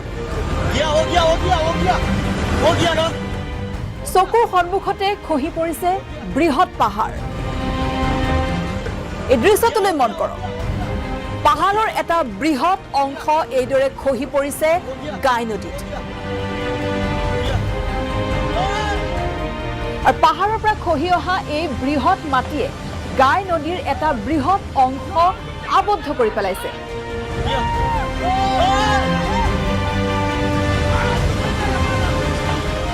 আৰু পাহাৰৰ পৰা নামি অহা এই বৃহৎ মাটিয়ে গাই নদীৰ এটা বৃহৎ অংশ পুতি পেলাইছে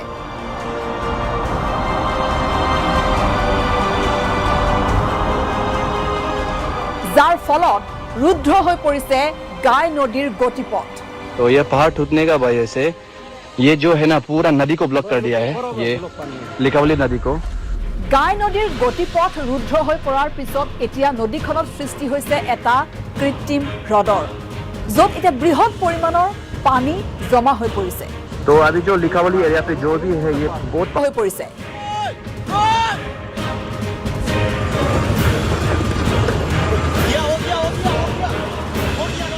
এখন বাইকৰ সৈতে এজন লোক এইদৰে আবদ্ধ হৈ পৰাৰ এই ভয়ংকৰ দৃশ্য বন্দী হৈছে কেমেৰাত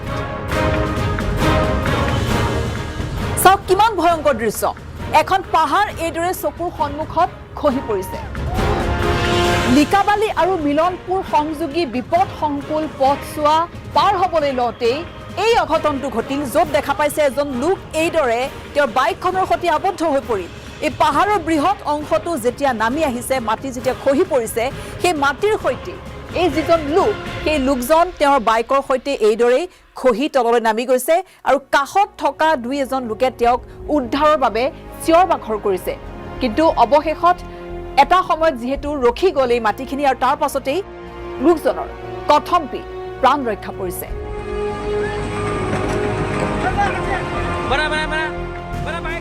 গতিকে আশংকা কৰা হৈছে যে যদি বতৰ বিজ্ঞান কেন্দ্ৰই কোৱাৰ দৰে আগন্তুক দিনকেইটাত যদি ধাৰাসাৰ বৰষুণ হয় যেহেতু ৰেড এলাৰ্ট জাৰি কৰা হৈছে তেনেহ'লে এতিয়া নামনিৰ যিসমূহ গাঁও আছে সেই নামনিৰ গাঁওসমূহলৈ এতিয়া ভয়ংকৰ বিপদ নামি অহাৰ সম্ভাৱনা আছে কাৰণ সেই যিটো কৃত্ৰিম হ্ৰদ সৃষ্টি হৈছে গাই নদীত সেই হ্ৰদটো যদি ভাঙি যায় সেই হ্ৰদটোৰ পানী যদি বৈ আহে তেনেহ'লে ভয়ংকৰ বিপদৰ সন্মুখীন হ'ব পাৰে এক প্ৰকাৰ বিধ্বংসী বানত ডুব যাব পাৰে এই গাঁওসমূহ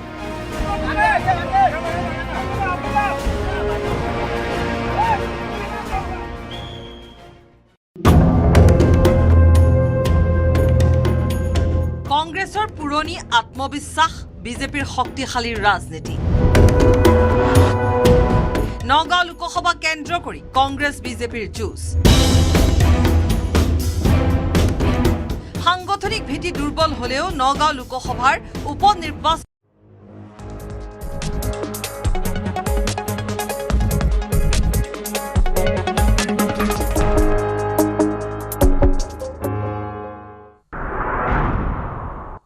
সংসদৰ বৰ্ষাকালীন অধিৱেশনতো উত্থাপন নহয় 6 জনগোষ্ঠীৰ জনজাতিকৰণ বিধেয়ক কেন্দ্ৰীয় মন্ত্ৰী জুৱেল ওৰামৰ অধ্যক্ষতাত অনুষ্ঠিত জনজাতিকৰণ বিধেয়কৰ পৰ্যালোচনা বৈঠকত এই কথা প্ৰকাশ ৰাজ্যৰ শীঘ্ৰে কেন্দ্ৰই স্থাপন কৰিব জনজাতীয় সংগ্ৰহালয় গুৱাহাটীৰ খাৰঘুলিত 55 কোটি টকাৰ 37 কেজি সোণ জব্দ ভিক্ষাৰীৰ বেশত থকা পুনেৰ গোল্ড স্মাগলাৰৰ পৰা জব্দ কৰা হয় সোণখিনি গান্ধী বস্তিত এটা ভাড়া ঘৰ লৈ মজুত কৰিছিল সোণ ধৃত সোণ সৰবৰাহকাৰীজনৰ স্বীকাৰোক্তিত ওলাল ম্যানমাৰ মুম্বাই দিল্লী কলকাতাৰ বৃহৎ সোণ চুৰি চক্ৰৰ তথ্য বান বিধ্বস্ত জোনাইত বন্যাৰ্তৰ হাহাকাৰ পানী কমাৰ পাছতো ওলাইছে বোকাময় ঘৰদুৱাৰ আৰু বাটপথ এটুপি খোৱাপানীৰ বাবে হাহাকাৰ বান বিধ্বস্ত এলেকা মাজুলী আৰু পশ্চিম নলবাৰীতো বানৰ তাণ্ডৱ লাহে লাহে ছিকিমতো জাল পেলাইছে সন্ত্ৰাসবাদী সংগঠন ইছলামিক ষ্টেটে পাকিস্তানৰ সন্ত্ৰাসবাদী গোটৰ সৈতে সঘন যোগাযোগত থকা ইছলামিক ষ্টেটৰ এজন সদস্যক গেংটকত গ্ৰেপ্তাৰ কেন্দ্ৰীয় চোৰাংচোৱা দিল্লী আৰক্ষী আৰু উত্তৰ পূবৰ আৰক্ষীৰ সহযোগত NIA গ্ৰেপ্তাৰ কৰে সন্ত্ৰাসবাদীটোক বিশ্বকাপৰ ৰাউণ্ড অফ 32ৰ পৰাই বিদায় ল'লে 4বাৰৰ বিশ্ব চেম্পিয়ন জাৰ্মানীয়ে পাৰাগুৱেৰ হাতত পৰাস্ত হৈ বিদায় নিশ্চিত হৈ পৰে জাৰ্মানীৰ এছিয়াৰ সিংহ জাপানক পৰাস্ত কৰি প্ৰি কোৱাৰ্টাৰত প্ৰৱেশ 5বাৰৰ বিশ্ব চেম্পিয়ন ব্ৰাজিলৰ নেদাৰলেণ্ডক পৰাস্ত কৰি পৰৱৰ্তী ৰাউণ্ডত প্ৰৱেশ আফ্ৰিকা দেশ মৰক্কোৰ হেডলাইন্স আগবঢ়াইছে সানৰাইজ চিকেন কাৰী মছলা ৰন্ধা কৰি তোলে স্পেশাল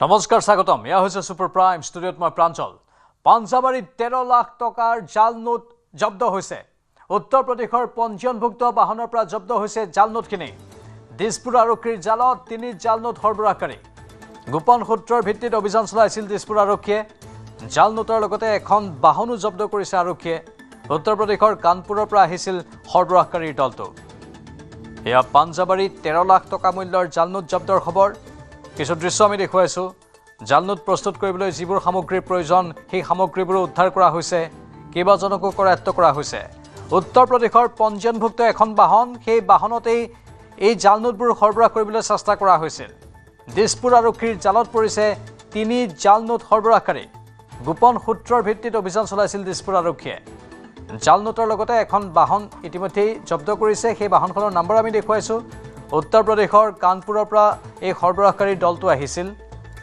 ইয়াৰ পূৰ্বে গুৱাহাটীলৈ আহি থকা অৱস্থাত উজনি ৰিখৰ পৰা এখন বাহন জব্দ কৰা হৈছিল, যিখন বাহনৰ ভিতৰত কোটি কোটি টকা মূল্যৰ জাল নোট উদ্ধাৰ হৈছিল। এতিয়া গুৱাহাটীত জাল নোট উদ্ধাৰ হৈছে। স্বাভাৱিকতে জাল নোট সৰবৰাহকাৰী চক্ৰবোৰ অধিক যে সক্ৰিয় হৈ পৰিছে সেই কথা প্ৰমাণিত হৈছে।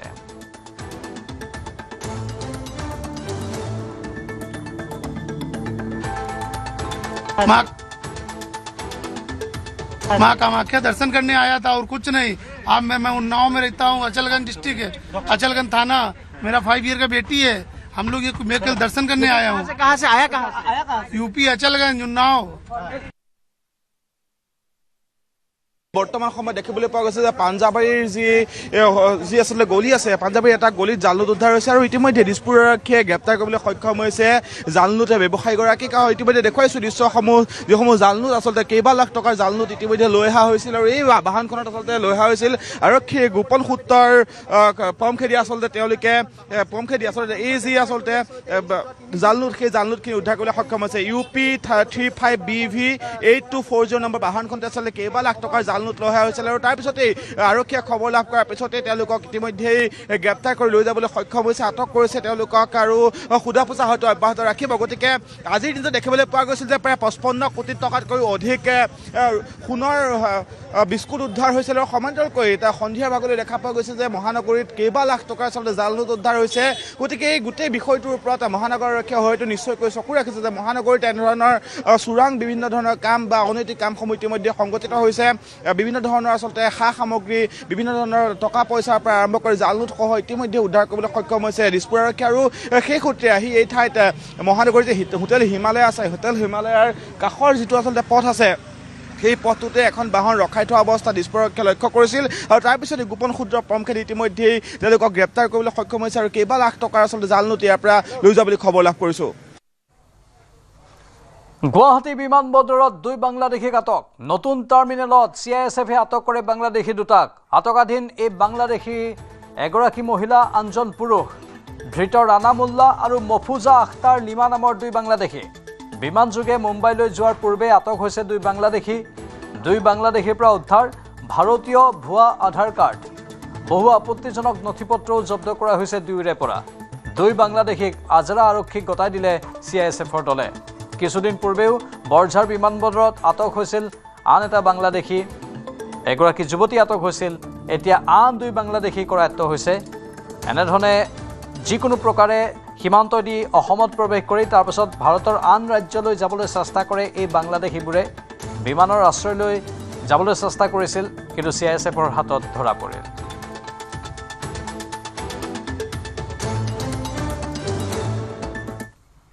মহানগৰীৰ আজৰা থানাৰ সন্মুখত আৰক্ষীৰ অভিযানত এখন কণ্টেইনাৰৰ পৰা বৃহৎ পৰিমাণৰ বিদেশী চিগাৰেট জব্দ কৰা হৈছে।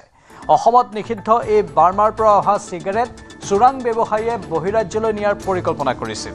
গুৱাহাটী মহানগৰ পশ্চিম মণ্ডলৰ উপ আৰক্ষী আয়ুক্ত নীলোৎপল শইকীয়াৰ নেতৃত্বত চলিছিল অভিযান। অভিযানত কণ্টেইনাৰখনত 12 কাৰ্টুন নিষিদ্ধ বিদেশী চিগাৰেট জব্দ কৰাৰ লগতে 2 চোৰাং বেপাৰীক গ্ৰেপ্তাৰ কৰে। জব্দ কৰা নিষিদ্ধ চিগাৰেটখিনিৰ বজাৰ মূল্য প্ৰায় 10 লাখ টকা হ'ব বুলি অনুমান কৰিছে আৰক্ষীয়ে।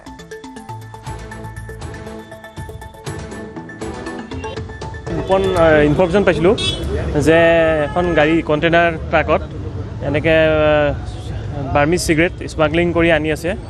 তো ঠিক তেনেকৈ আমাৰ SOG টিম আৰু আমাৰ আজাদ থানাৰ পৰা এটা টিম আমাৰ DCP ৱেষ্ট গুৱাহাটীৰ নেতৃত্বত গঠন কৰা হ'ল। আৰু আমি যেতিয়া গাড়ীখন ইয়াতে আহিছিল, নাকা চেকিং আমাৰ আছিল, গাড়ীখন ৰখোৱা হ'ল আৰু গাড়ীখন ৰখোৱাৰ পিছত আমি যেতিয়া গাড়ীখনত চাৰ্চ কৰিলোঁ, তাতে আমি 12 কাৰ্টুন বাৰ্মিজ চিগাৰেট পাইছোঁ। হয় হয়, এইখিনি নিষিদ্ধ চিগাৰেট হয়, বাৰ্মিজ চিগাৰেট। এইখিনি তেওঁলোকে কোনো প্ৰপাৰ ডকুমেণ্ট পোৱা নাই তেওঁলোকৰ লগত, যিটো ইম্পৰ্ট কৰা কোনো ডকুমেণ্ট তেওঁলোকে দিব পৰা নাই। বৰ্তমান তদন্ত চলি আছে আৰু 2জন ব্যক্তিক আমি পাইছোঁ, সুৰেশ আৰু পৱন গোসাই। তেখেতৰ ঘৰ ৰাজস্থানৰ চুৰু ডিষ্ট্ৰিক্টৰ। শিৱসাগৰৰ হোমষ্টেত ৰহস্যজনকভাৱে উদ্ধাৰ যুৱতীৰ মৃতদেহ। হোমষ্টেৰ পৰা আটক অবিনাশ কোঁৱৰ নামৰ এজন যুৱক। জোনাকী নগৰৰ হলিডে হোমষ্টেত সংঘটিত হয় এই ঘটনা। সন্দেহজনকভাৱে চিপ লোৱা অৱস্থাত উদ্ধাৰ হয় মৃতদেহটো। যুৱতীগৰাকী শিৱসাগৰ ছোৱালী কলেজৰ 2য় ষান্মাসিকৰ ছাত্ৰী কৃষ্ণা গগৈ। দিনৰ 11 বজাত হোমষ্টেত প্ৰৱেশ কৰিছিল কৃষ্ণা গগৈয়ে। অবিনাশ কোঁৱৰৰ সৈতে একেলগে গৈছিল হোমষ্টেটোলৈ। কৃষ্ণা গগৈৰ ঘৰ শিৱসাগৰৰ বেতবাৰী বাক্সু খেলুৱাত অবিনাশ কোঁৱৰৰ ঘৰ শিৱসাগৰৰ বেতবাৰী 2 নম্বৰ কোঁৱৰ গাঁৱত ঘটনা সন্দৰ্ভত আৰক্ষীয়ে আৰম্ভ কৰিছে তদন্ত মণিৰাম কছাৰী নামৰ ব্যক্তিজনে চলাই আহিছে এই হলিডে হোমষ্টে পাছত আৰক্ষী উপস্থিত হৈ এই ঘটনাৰ তদন্ত আৰম্ভ কৰে ল'ৰাটোৱে ক'লে যে বাইদেউ ছোৱালীজনীয়ে দৰ্জা খোলা নাই বুলি ক'লে তেতিয়াহে আমি গম পাওঁ ল'ৰাটোৱে আমাক কৈ থৈ নাই যোৱা নহয় আমি ইয়াতে বহি আছোঁ তাৰপৰা ল'ৰাটোৱে আহি কৈছে যে বাইদেউ আমাৰ ছোৱালীজনী মই এনেকৈ লগত আনিছোঁ দৰ্জা খোলা নাই তেতিয়া আমি দৰ্জা চাব গৈছোঁ দৰ্জা খোলা নাই এই জোনাকী নগৰতে অৱস্থিত হলিডে হোমষ্টে নামৰ এটা হোমষ্টেত আজি এগৰাকী ছাত্ৰী নাম হৈছে কৃষ্ণা গগৈ স্নাতক দ্বিতীয় বৰ্ষৰ ছাত্ৰী স্নাতক দ্বিতীয় ষান্মাসিকৰ ছাত্ৰী কৃষ্ণা গগৈৰ মৃতদেহ ৰহস্যজনক অৱস্থাত উদ্ধাৰ হৈছে যাক লৈ বৰ্তমান সমগ্ৰ জয়সাগৰ অঞ্চলত চাঞ্চল্যৰ সৃষ্টি হৈছে ইয়াতে চিপ লৈ থকা অৱস্থাত এই যি কৃষ্ণা গগৈ নামৰ ছাত্ৰীগৰাকীৰ মৃতদেহ উদ্ধাৰ হৈছে কৃষ্ণা গগৈৰ সৈতে দিনৰ 11 বজাতে অবিনাশ কোঁৱৰ নামৰ এজন যুৱকো এই হোমষ্টেটোত প্ৰৱেশ কৰিছিলে একেলগে আৰু সেই অবিনাশ কোঁৱৰ যাৰ ঘৰ হৈছে শিৱসাগৰৰ বাক্সু খেলুৱাত আৰু সেই অবিনাশ কোঁৱৰ কিছু সময়ৰ বাবে দোকানলৈ বুলি ওলাই যোৱাৰ পিছত উভতি অহাৰ পিছতে ইয়াত বন্ধ অৱস্থাত পায় দৰ্জা বন্ধ অৱস্থাত পায় আৰু খুলি প্ৰত্যক্ষ কৰে যে কৃষ্ণা গগৈ মৃতদেহ তাত প্ৰত্যক্ষ কৰে তাৰ পিছতে বৰ্তমান ইয়াত আৰক্ষী আহি উপস্থিত হৈছেহি কিন্তু এতিয়া আটাইতকৈ ডাঙৰ প্ৰশ্নটো হৈছে এই যি ধৰণৰ হলিডে হোমষ্টে এই হোমষ্টেবিলাকলৈ আচলতে কোনো ধৰণৰ যে নিৰাপত্তা নাই কেৱল যে কেতবোৰ ব্যৱসায় ইয়াত চলাই আহিছে সেয়া স্পষ্ট হৈছে ইয়াত স্থানীয় লোক আছে মই জানিব বিচাৰিম কি ক'ব আপুনি স্থানীয় যুৱক হিচাপে নাই স্থানীয় যুৱক হিচাপে আমি এইটোৱে ক'ব বিচাৰিছোঁ এনেকুৱা ঘটনা আমি আগতে হ'ব বুলি অনুমান কৰি আছিলোঁ কাৰণ বাৰম্বাৰ আমি তেওঁলোকক জনাই আছিলোঁ ইয়াত আমি সদায় দেখা পাওঁ বিভিন্ন যুৱক যুৱতীসকল আহে প্ৰায় সৰু যুৱক যুৱতীসকল ইয়াত আহে আৰু 2 টকামান লোভত মালিক পক্ষই 2 টকামান লোভত ইয়াত আশ্ৰয় দিয়ে আৰু ফলত আজি এই ঘটনাটো হৈছে বুলি আমি অনুমান কৰিছোঁ আৰু আমি এটাই দাবী জনাম স্থানীয় যুৱক হিচাপে আমি ইতিমধ্যে আলোচনা কৰিছোঁৱে এইটো যিটো হলিডে হোমষ্টে এইটো অবৈধভাৱে ইয়াত গঢ় লৈছে আমি অতি সকলোক ওলাই আহিবলৈ আমি আহ্বান জনাইছোঁ আৰু আমি খন্তেক সময়ৰ পাছতে এই হোমষ্টেটো আমি বন্ধ কৰি দিবলৈ দাবী জনাম আৰু আমি এইকাৰণে ক'বলৈ বাধ্য হৈছোঁ তেওঁলোকে কেৱল 2 টকাৰ লোভত মই আকৌ কৈছোঁ 2 টকাৰ লোভত তেওঁলোকে কোনো বয়সৰ সীমা নাচায় ক'ৰ ল'ৰা ক'ৰ যুৱক যুৱতী সেইখিনি তেওঁলোকক চাবলৈ প্ৰয়োজন নাই তেওঁলোকে কেৱল পইচা ঘটাৰ লোভত ইয়াত আশ্ৰয় দিয়ে আৰু ফলত আজি এই ঘটনাটো ঘটিছে বুলি আমি অনুমান কৰিছোঁ বাইদেউ স্থানীয় ব্যক্তি হিচাপে স্থানীয় আপুনি ইয়াৰে হয় মই ওচৰৰে হয় গতিকে এই ঘটনাটোৰ সন্দৰ্ভত কি ক'ব চাওক ঘটনাটো আমি ছোৱালী এজনী সুইচাইড কৰিলে বুলি কৈছে আমি লগালগ আহিছোঁ আমি এয়াই ক'ম আমি একেবাৰে ওচৰৰে হয় হোমষ্টে মালিকে মই বাৰে বাৰে প্ৰতিটো বাইটতে কৈ আছোঁ যে হোমষ্টে বিৰোধী আমি নহয় হোমষ্টে মালিকে কিবা এটা ব্যৱসায়ৰ কাৰণে খুলিছে তেওঁ খোলক কিন্তু তেখেতে কি কৰিছে তেখেতলোকে কাক কণ্টেক্টত দিছে সেয়াও আমি নাজানো ষ্টাফ ৰাখিব লাগে ভালদৰে ষ্টাফ ৰাখিব লাগে সেই ষ্টাফে যিখিনি থাকিবৰ কাৰণে সুবিধা কৰি দিয়ে তেওঁলোকক সম্পূৰ্ণ নিৰীক্ষণ কৰিব লাগে কথা হ'ল কি আজি ষ্টাফ থকাৰ পিছতো আছে নাইও আমি নাজানো এজনী ছোৱালী অলৰেডি লটকি গ'ল অলৰেডি সুইচাইড ওলমি আছে আৰু অলপ দিনৰ আগতে আমি শুনিছোঁ যে মদ খাই হাই হুলস্থুল কৰিছে আৰক্ষী প্ৰশাসনে ইয়াৰ পৰা ধৰিও নিছে গতিকে এনেকৈ যদি লটকি মৰিবলৈ হয় নেক্সট আমাৰ ল'ৰা ছোৱালীও আছে কাইলৈ পৰহিলে আমাৰ ল'ৰা ছোৱালীও ধৰক বেয়া হোৱাৰ আশংকা থাকে গতিকে এনেকুৱাকৈ যদি ষ্টাফ ভালদৰে নাৰাখে যদি কাক চলাবলৈ দিছে তেওঁলোকেও যদি ভালকৈ দায়িত্ব বহন নকৰে তেতিয়াহ'লে আমি এনেকুৱাবিলাক হোমষ্টে আমি বন্ধ হৈ যোৱাটোৱে বিচাৰোঁ আৰক্ষী প্ৰশাসনৰ লোকেৰে গিজগিজাই থকা ৰাজধানী গুৱাহাটীত ভিক্ষাৰীৰ বেগ ধৰি ঘূৰিছে গোল্ড স্মাগলাৰ খাৰঘুলিত উদ্ধাৰ 55 কোটি টকাৰ 37 কেজি সোণ গুৱাহাটীত ভিক্ষাৰীৰ বেশত ঘূৰিছে গোল্ড স্মাগলাৰ ৰাজপথত ওলাইছে কেজিয়ে ম্যানমাৰৰ সোণ খাৰঘুলিত উদ্ধাৰ 55 কোটি টকাৰ 37 কেজি সোণ আৰক্ষী প্ৰশাসনৰ লোকেৰে গিজগিজাই থকা ৰাজধানী গুৱাহাটী মহানগৰীত ভিক্ষাৰীৰ বেশ ধৰি ঘূৰিছে গোল্ড স্মাগলাৰ সোণ স্মাগলাৰৰ ৰূপত খাৰঘুলিত ধৰা দিলে মহাৰাষ্ট্ৰৰ এইটো অক্ষয় বানচোৰে নামৰ যুৱক অক্ষয়ে 2 মাহ পূৰ্বে ভাড়ালৈ লৈছিল গান্ধী বস্তিৰ এটা ভাড়াঘৰ ভাড়াঘৰতে অক্ষয়ে মজুত কৰি ৰাখিছিল সোণৰ ভাণ্ডাৰ সোমবাৰে নিশা ভিক্ষাৰীৰ বেগ ধৰি হাতত এটা বেগ লৈ ওলাই আহিছিল অক্ষয় খাৰঘুলিৰ পথৰ দাঁতিত গামোচা কম্বল মেৰিয়াই ৰৈ থকা অক্ষয়ক প্ৰথমে সন্দেহবশতঃ ধৰিলে তহলদাৰী আৰক্ষীয়ে আৰু তাৰ পাছতেই অক্ষয়ৰ বেগৰ পৰা ওলাল 37 কেজি ওজনৰ সোণৰ বিস্কুট কিন্তু ক'ত অক্ষয়ে পালে ইমান পৰিমাণৰ সোণ Around 55 crore rupees gold seizure hold. The total quantity was 37 kgs.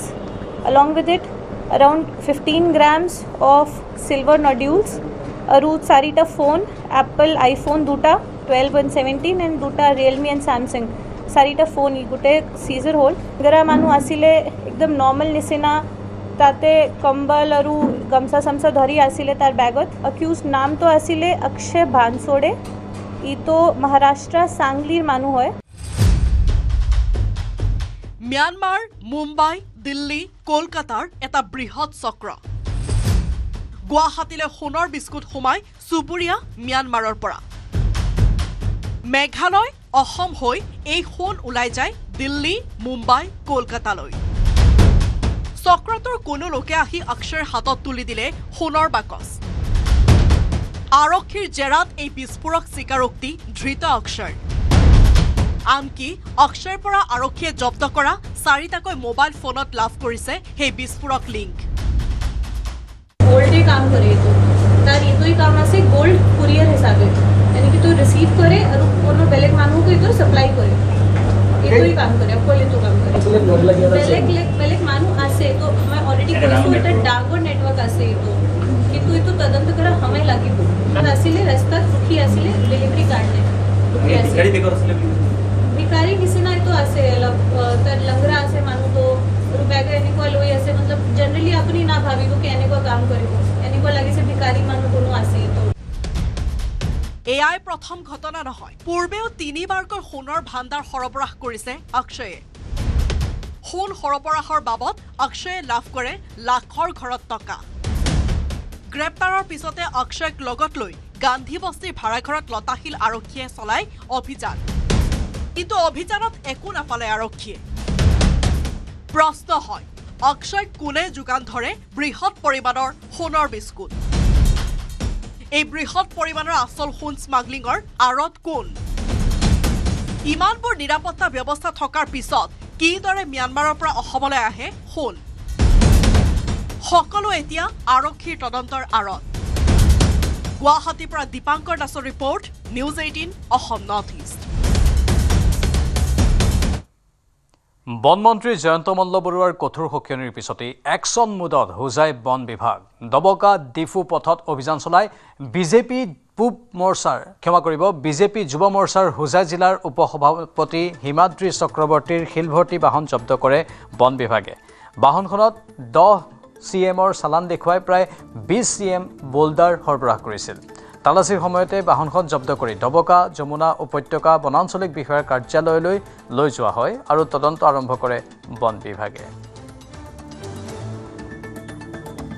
এসপ্তাহমান আগতে আমি পূজাই ডিএফঅ'ছাৰক এটা আমি অনুৰোধ জনাইছিলোঁ আমি আবেদন কৰিছিলোঁ যে এনেকুৱা সদায় কাৰ্বি আংলঙৰ পৰা দবকা হৈ বহুত অবৈধ শিলভৰ্তি আৰু বালিভৰ্তি ডাম্পাৰ পাৰ হৈ যায় সেই মৰ্মে ডিএফঅ' মহোদয়ে দবকা আঞ্চলিক বন বিষয়া কাৰ্যালয়সমূহত এখন অভিযান চলাত আজি এখন 10 চকাৰ ডাম্পাৰ শিলভৰ্তি ডাম্পাৰ জব্দ কৰিছে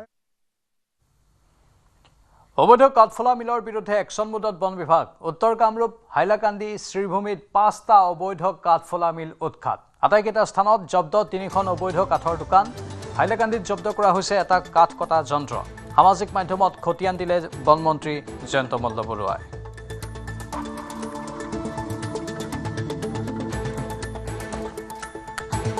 শ্ৰীৰামপুৰত 12টা মহসহ 2 অভিযুক্ত সৰবৰাহকাৰীক আটকাধীন 2জন লোক বাহনখনৰ চালক ধৃত ৰাকিবুল ইছলাম মেহবুব আলী মহকেইটা বিহাৰৰ পৰা বৰপেটালৈ অনাৰ সময়তেই ধৰা পৰে আৰক্ষীয়ে জব্দ কৰে AS01 UC 6739 নম্বৰৰ এখন বাহন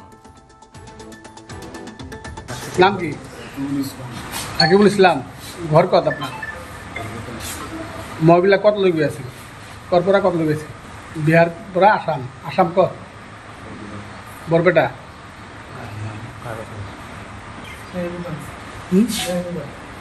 তোমাৰ ঘৰ বৰপেটা শান্ত সমাহিত ছিকিমত সন্ত্ৰাসবাদী সংগঠন ইছলামিক ষ্টেট চমুকৈ ISৰ কোলাছা দিল্লী আৰক্ষীৰ সহযোগত গেংটকত চলোৱা অভিযানত গ্ৰেপ্তাৰ হৈছে 19 বছৰীয়া এজন যুৱক পাকিস্তানৰে সংযোগ থকা এটা কুখ্যাত সন্ত্ৰাসবাদী নেটৱৰ্কৰ সৈতে যুৱকজন জড়িত থকাৰ সন্দেহ কৰা হৈছে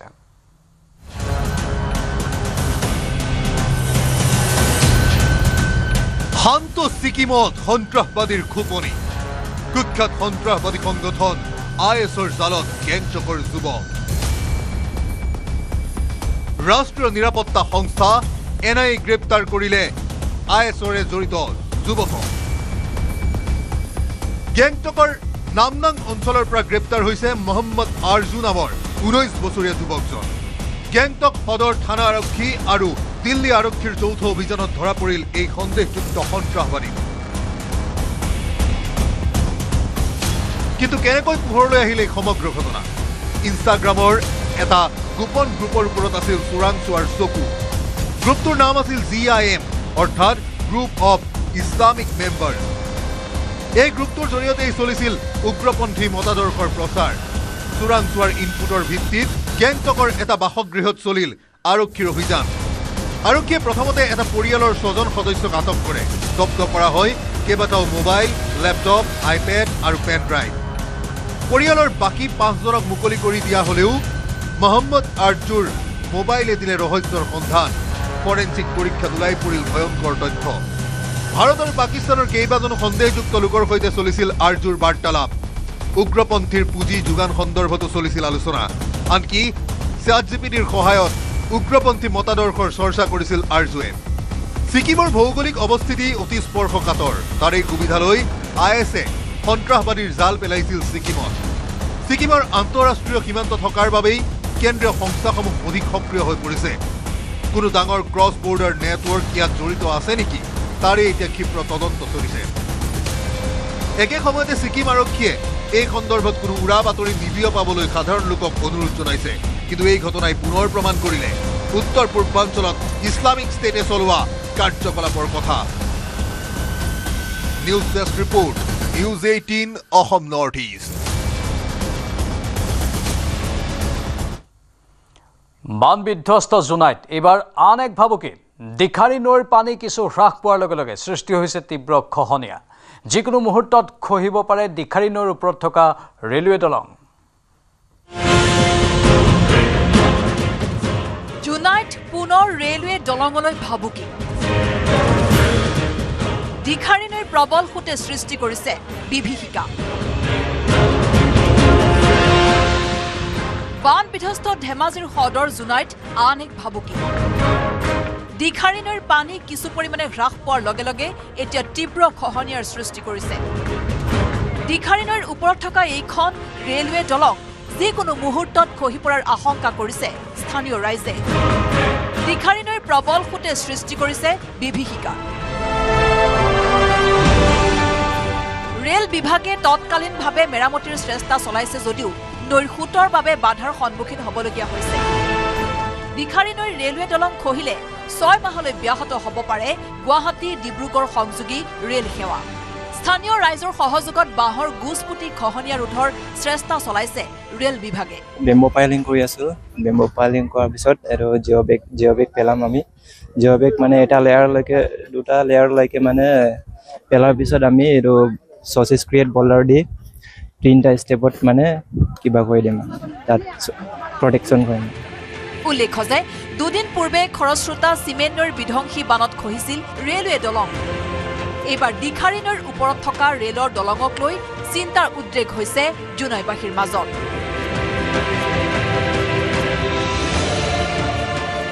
bureau report News18 Assam Northeast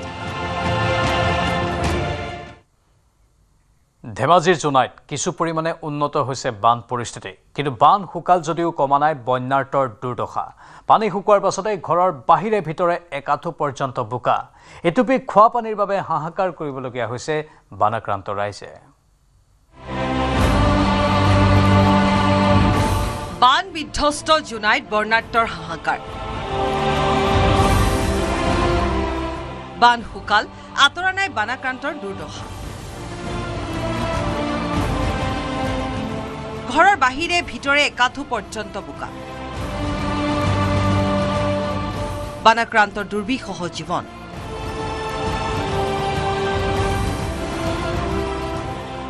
বৰষুণৰ মাত্ৰা হ্ৰাস পোৱাৰ লগে লগে জুনাইত কিছু উন্নত হৈছে বান পৰিস্থিতি কিন্তু এতিয়াও কমা নাই বৰ্ণাঢ্যৰ দুৰ্দশা এতিয়া অঞ্চলসমূহত স্পষ্ট বানৰ বিভীষিকা পানী কমাৰ পাছতে বোকাময় হৈ পৰিছে ঘৰ দুৱাৰ বাট পথ সকলো ঘৰৰ বাহিৰে ভিতৰে কেৱল বোকা আৰু বোকা ঘৰৰ অৱস্থাটো পানীটো বাৰু কমি গ'ল কিন্তু ঘৰৰ অৱস্থা বহুত বেয়া কুৱাৰ ভিতৰত বোকা মাটি সোমাই ঘোলা হৈ পৰাত এটুপি খোৱা পানীৰ বাবে হাহাকাৰ কৰিবলগীয়া হৈছে বানাক্ৰান্ত ৰাইজে খোৱা বোৱাৰ কাৰণে অসুবিধা পানী বিশেষকৈ পানী অসুবিধা পানী কি কুঁৱা আছিলে কুঁৱাবিলাক যিমান আমাৰ এইটো এৰিয়াত কুঁৱা আছে চবত পানী সোমালে ইপিনে ঘৰ দুৱাৰ বানত বিধ্বস্ত হোৱাৰ ফলত এতিয়াও শিবিৰত আশ্ৰয় লৈছে বৰ্ণাঢ্য বোকা বালিয়ে খেতিপথাৰ পুতি পেলোৱাত এতিয়া হাহাকাৰ লাগিছে কৃষক ৰাইজৰ ইপিনে বানৰ ঢলে জুনাই কেইবাটা অঞ্চলত খহাই নিছে বাট পথ জুনাই কেইবাটা অঞ্চলত পানী কমিছে যদিও এতিয়াও জলমগ্ন হৈ আছে ধেমাজিৰ কেইবাখনো গাঁও এতিয়া আমি যে কালি আনএক্সপেক্টেডলি এনেকৈ যে আহি গ'ল আমি মানে হতভম্ব হৈ গ'লো জুনাইৰ পৰা bureau report news 18 Assam north east টিয়কত ঘৰৰ ভিতৰত উৱলি যোৱা অৱস্থাত মৃতদেহ উদ্ধাৰ মৃতদেহটো বাম গোৱালগাঁৱৰ বিশ্বজিৎ শইকীয়া বুলি চিনাক্ত দীৰ্ঘদিন ধৰি অসুস্থ হৈ আছিল বিশ্বজিৎ শইকীয়া ঘৰত অকলশৰে থাকে বিশ্বজিৎ শইকীয়া নামৰ লোকজন এসপ্তাহ পূৰ্বে লোকজনৰ মৃত্যু হোৱাৰ সন্দেহ কৰা হৈছে মৃতদেহটোৰ পৰা দুৰ্গন্ধ ওলোৱাত পোহৰলৈ আহে এই ঘটনা দুৰ্গন্ধ পাই চুবুৰীয়াই আৰক্ষীক অৱগত কৰে ঘটনাস্থলীত আৰক্ষী উপস্থিত হৈ আৰম্ভ কৰিছে তদন্ত আমাৰ সতীৰ্থ সংবাদদাতা দিগন্ত হাজৰিকা আছে ফোন লাইনত দিগন্ত অধিক তথ্য বিচাৰিছোঁ আপোনাৰ পৰা আৰক্ষীয়ে প্ৰাথমিক ৰূপত কি তথ্য পাইছে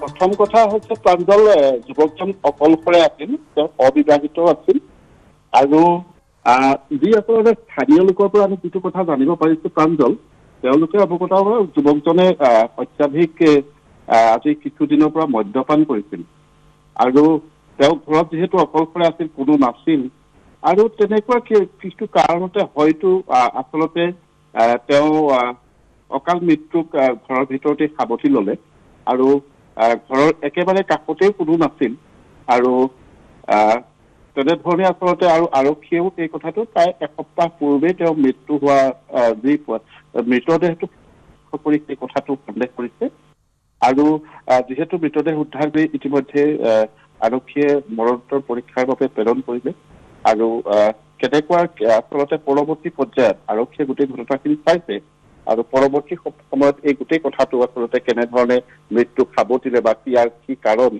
এই কথাবিলাক আচলতে প্ৰাঞ্জল পোহৰলৈ আহিব কাষৰ কোনোবা মানুহে কৈছে নেকি সন্দেহজনক কোনো লোকৰ অহা যোৱাৰ কথা বা তেনেকুৱা ধৰণৰ কিবা থাকিব পাৰে নেকি সন্দেহ কৰে নেকি কোনোবাই তেনেকুৱা ধৰণে কোনেও অভিযোগ অনা নাই বা তেনেকুৱা কথা কোৱা নাই কিন্তু যেতিয়া আচলতে স্থানীয় ওচৰ চুবুৰীয়াসকলে গোন্ধ আচলতে দুৰ্গন্ধ যেতিয়া ওলাই আহিছে তেতিয়াহে আচলতে এই কথাটোত সন্দেহ প্ৰকাশ কৰিছে ভিতৰত কিবা এটা হৈছে আৰু সেই লৈ আত্মীয়ক খবৰ দিছে বা তেওঁলোকে আৰক্ষীক খবৰ দিছে তাৰপিছতে এই ঘটনাটো প্ৰত্যক্ষ কৰিলে সকলোৱে যে ঘৰৰ বিচনাৰ কাষতে আচলতে যুৱক মানে দিগন্ত পৰিয়ালৰ লোকেও কোনো যোগাযোগ কৰা নাছিল নেকি অকলশৰে থাকে স্বাভাৱিকতে আত্মীয় কুটুম্ব থাকিব তেওঁলোকেও হয়তো যোগাযোগ কৰা নাছিল ওচৰ চুবুৰীয়াহে গোটেই ঘটনাটো গম পালে নহয় জানো হয় ওচৰ চুবুৰীয়াই আচলতে যেতিয়া দুৰ্গন্ধ ওলাল সেই দুৰ্গন্ধ পাই আচলতে খবৰ দিলে আৰু যুৱকজনৰ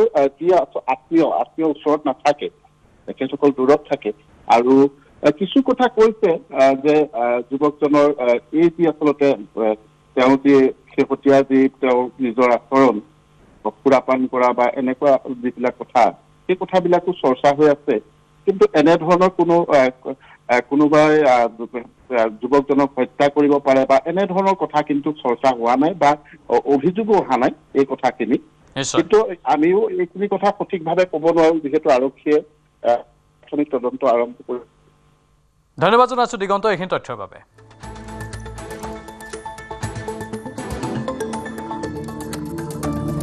মানে মোৰ এই কিনাৰ খুৰীগৰাকীয়ে মোলৈ ফোন কৰিলে ৰাতিপুৱা বোলে এইবাৰ ঘৰটোৰ ফালৰ পৰা বোলে বৰ গোন্ধাই আছে তোমালোক বোলে আহাচোন বা চোৱাহি তাৰপৰা আমি আহি পেলাই চোৱাগৈ নাই আৰু লগে লগে মই থানালৈ খবৰ দিম থানাত খবৰ দিলোঁ তাৰপৰা অফিচাৰে ক'লে বোলে আপোনালোকে চালে নাই বুলি কি হৈছে বোলে আমি চোৱা নাই বাৰু ছাৰ মই চিধা খবৰ দিবলৈ আহিলোঁ বোলে আপোনালোকে চাই চিতি আকৌ খবৰটো দিবহি আমাক তাৰপিছত চাই চিতি পেলাই আকৌ খবৰটো দিলোঁ কি নাম আছে এই বিশ্বজিৎ শইকীয়া ৰুমৰ ভিতৰতে পৰি আছে স্বাভাৱিকতেই অলপ ৰহস্যখন ঘটনা হ'ব পাৰে বুলি বিভিন্নজনে সন্দেহ কৰিছে কিন্তু আমাৰ সাংবাদিকে ইতিমধ্যে কৈছে যে ইয়াত অন্য হত্যা প্ৰসংগ বা আন কেতবোৰ কথা অহা নাই সাংবাদিকে ইতিমধ্যে সেই কথা কৈছে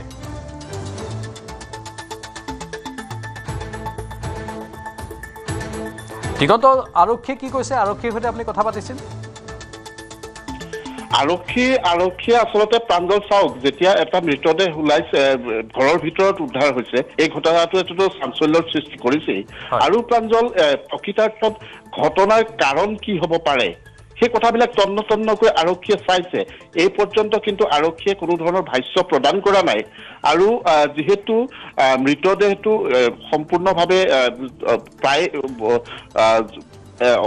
ওলি যোৱা পৰ্যন্ত তেনেধৰণৰ হৈ পৰিছে আমি যিটো প্ৰত্যক্ষ কৰিছো আৰু দুৰ্গন্ধ ওলাইছে আৰু এই গোটেই কথাখিনি আৰক্ষীয়ে এই মুহূৰ্তলৈকে একো কথা কোৱা নাই যে এই তদন্তৰ পিছতহে আচলতে পোহৰলৈ আহিব আৰু এনেধৰণে অকলশৰে থকা দিগন্ত এটা কথা আপুনি কৈছে যে স্থানীয় লোকসকলে কৈছে অত্যধিক সুৰাপান কৰিছিলে এই ব্যক্তিগৰাকীয়ে বা যুৱকজনে মানে এনেধৰণে অকলশৰে থকা মানুহৰ কেনেকুৱা দুৰ্বিষহ অৱস্থা হ'ব পাৰে তাকো পৰিয়ালৰ লোকে ইমান দিনে তেওঁৰ সৈতে যোগাযোগ কৰা নাছিল সেইটো অলপ তাৎপৰ্যপূৰ্ণ নহয়নে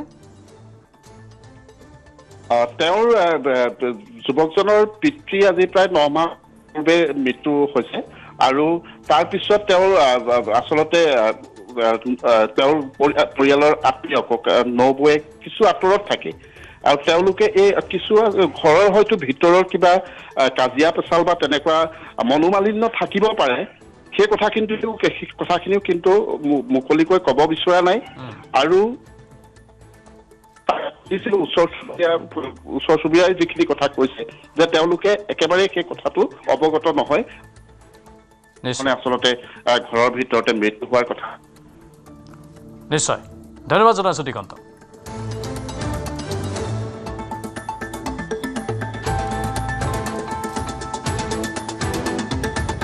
হৈছিলে মানে মোৰ এই কিনাৰৰ খুৰীগৰাকীয়ে মোলৈ ফোন কৰিলে ৰাতিপুৱা বোলে এটা ঘৰডোখৰ বোলে বৰ গোন্ধাই আছে তোমালোক বোলে আহাচোন বা চোৱাহি তাৰপৰা আমি আহি পেলাই চোৱাগৈ নাই আৰু লগে লগে মই থানালৈ খবৰ দিম থানাত খবৰ দিলোঁ তাৰপৰা অফিচাৰে ক'লে বোলে আপোনালোকে চালে নাই বুলি কি হৈছে বোলে আমি চোৱা নাই বাৰু ছাৰ মই চিধা খবৰ দিবলৈ আহিলোঁ বোলে আপোনালোকে চাই চিতি আকৌ খবৰটো দিবহি আমাক তাৰপিছত চাই চিতি পেলাই আকৌ খবৰটো দিলোঁ